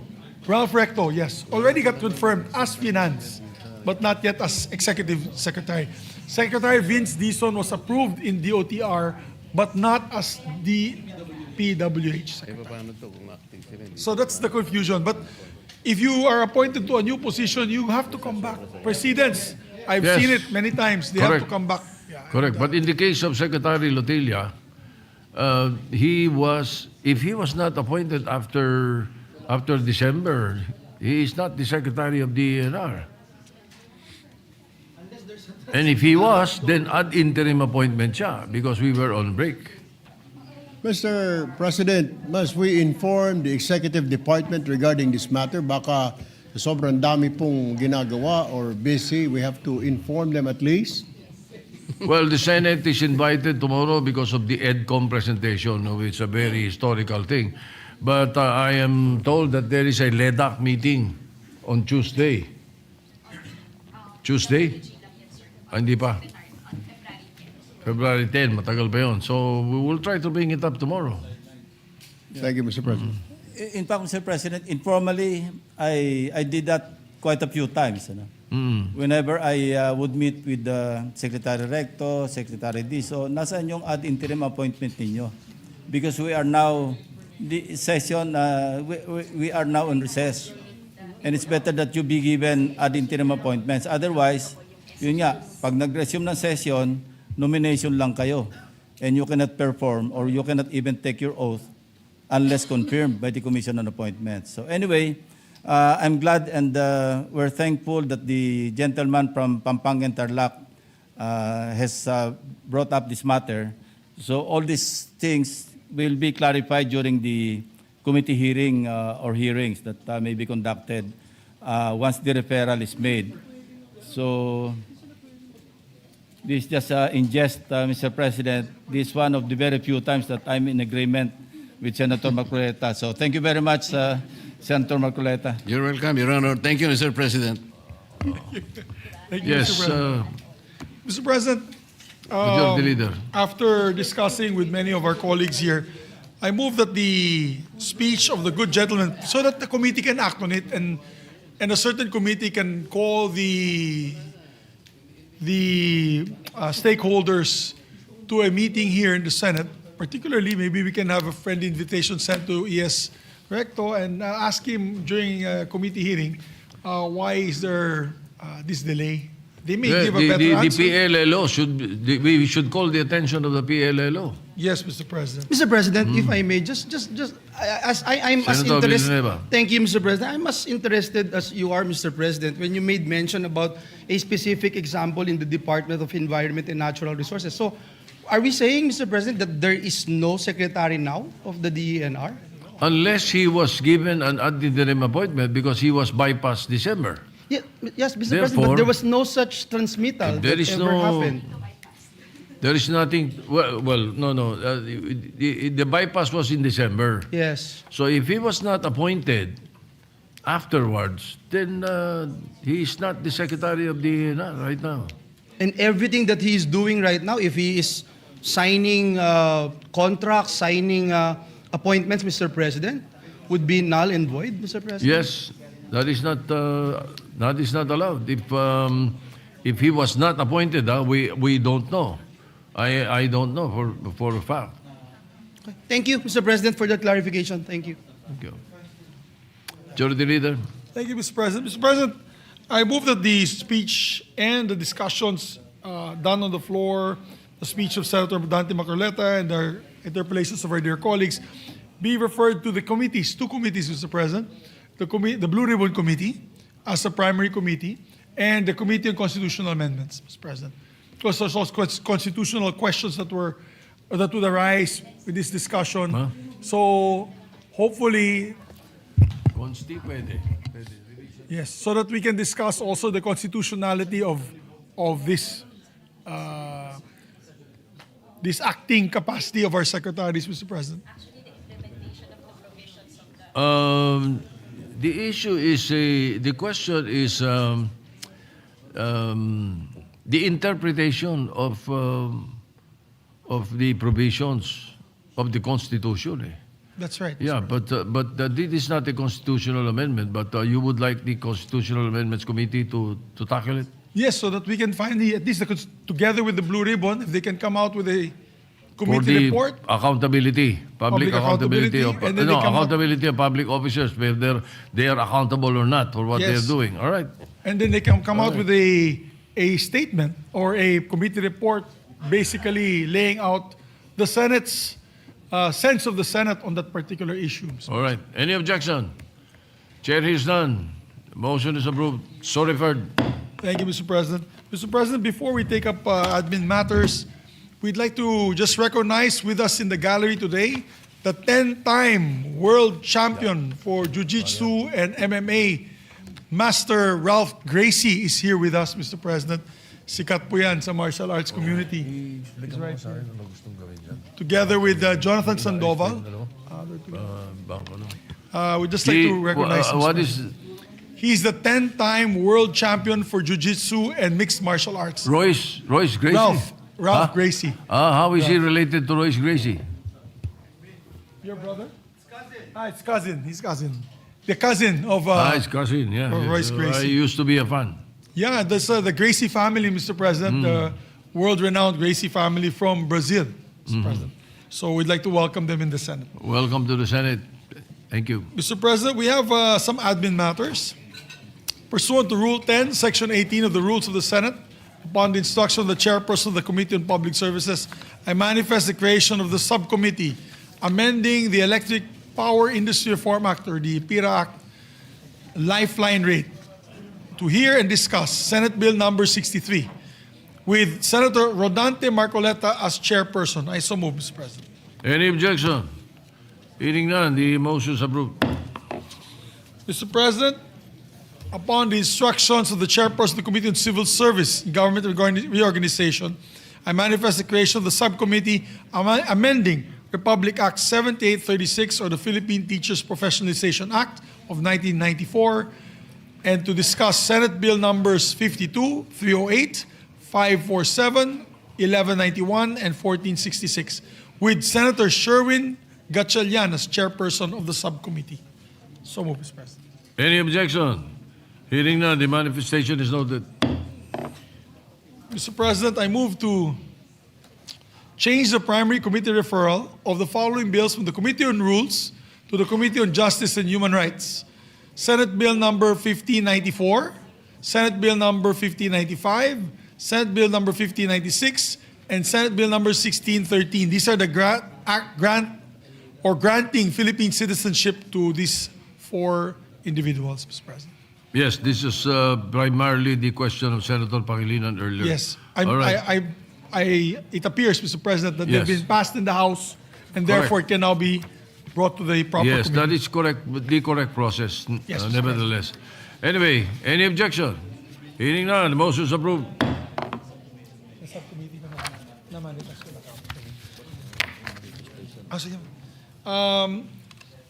Mr. President, pursuant to Rule 10, Section 18 of the Rules of the Senate, and upon instruction of the chairperson of the committee, I manifest the creation of a subcommittee amending, I mentioned this already, Mr. President, the one of the bill of Senator, the subcommittee of Senator Marcoleta. Mr. President, we recognize Senator Robin Padilla for our manifestation. Senator Robin Padilla is recognized. Maraming salamat po, Ginoong Pangulo, at sa ating pinunong mayorya. Maiksi lamang po ito. Nais ko lamang pong tawagin ang pansin ng ating mga kasama patungkol po sa nangyaring sakuna. Isang kahindik-hindik na pangyayari po ang nangyari sa lugar ng pagitan po ng Zamboanga papuntang Sulu. Ito po ay nagkaroon ng paglubog ng isang pampasaherong ferry na MV Tricia Kirsten 3. na pag-aari po ito at pinamamahalaan ng Allison Shipping Lines. Meron po itong 332 na pasahero, 27 crew. Ang namatay po dito ay nasa 18. Kumpirmado po itong namatay. Hinihiling ko po sa ating mga kasama at gumawa po ako ng resolusyon na sana po ito ay maimbestigahan. Sapagkat ito po ay napakalungkot na balita para sa atin sapagkat tayo po ay bansang arkipelago. Ibig sabihin, ang atin pong karamihan ng kababayan ay umaasa po sa maritime transportation. Sumasakay po yan ng barko. At hindi naman po kaila sa ating lahat na lagi na lang po tayong may sakuna. Lagi na lang po tayong may ganitong pangyayari sa karagatan. At ang masakit po nito, meron pa pong sanggol na namatay dito. Kaya pa na, kaagad po itong maimbestigahan, maaksyonan ang resolusyon na ito, upang hindi na po tayo magkaroon pa ng mga ganitong ganap. Sapagkat kailan lamang po, meron na rin pong ganitong pangyayari sa shipping line din na ito. Parang hindi na po tayo natigil sa ganitong klaseng sakuna. Ang balita pa po, nung lumayag po itong barko na ito, hindi naman po masama ang panahon.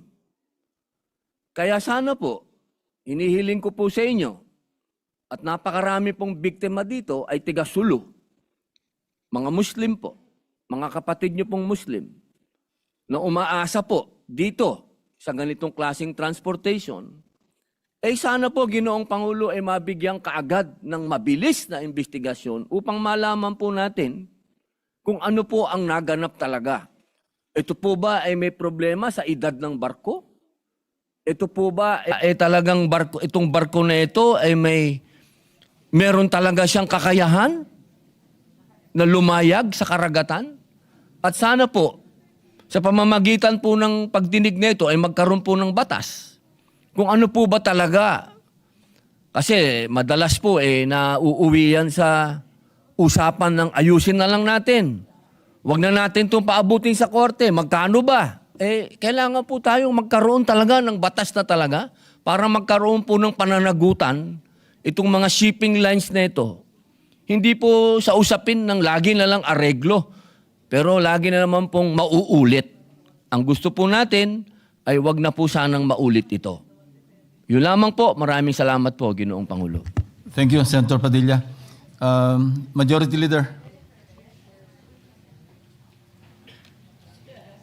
Thank you very much, Mr. President. I move that the speech of the distinguished gentleman, and I join the good gentleman on his concerns, particularly doon nangyari sa Basilan. Marami po tayong kapatid na Muslim na namatay doon at kababayan. And we need to see the systems, the setups in these inter-island ferries para hindi po mangyari muli itong 2 beses na po nangyari. Although I know it is habagat, if I'm not mistaken, or maalon talaga na yun. Pero if that's the case, then the Coast Guard should not let these ships ply the routes.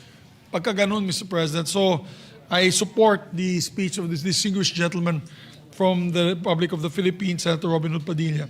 And therefore, I move that it be referred to the Committee on Public Services, Mr. President, for immediate action. So referred. Thank you, Mr. President. With that, Mr. President, I move that we adjourn session until 3 o'clock the afternoon, Monday, February 2, 2026. Have a good weekend, Mr. President. Yeah. Is there any objection? Hearing none, the session is adjourned until 3 o'clock in the afternoon of Monday, February 2, 2026. Thank you, Mr. President.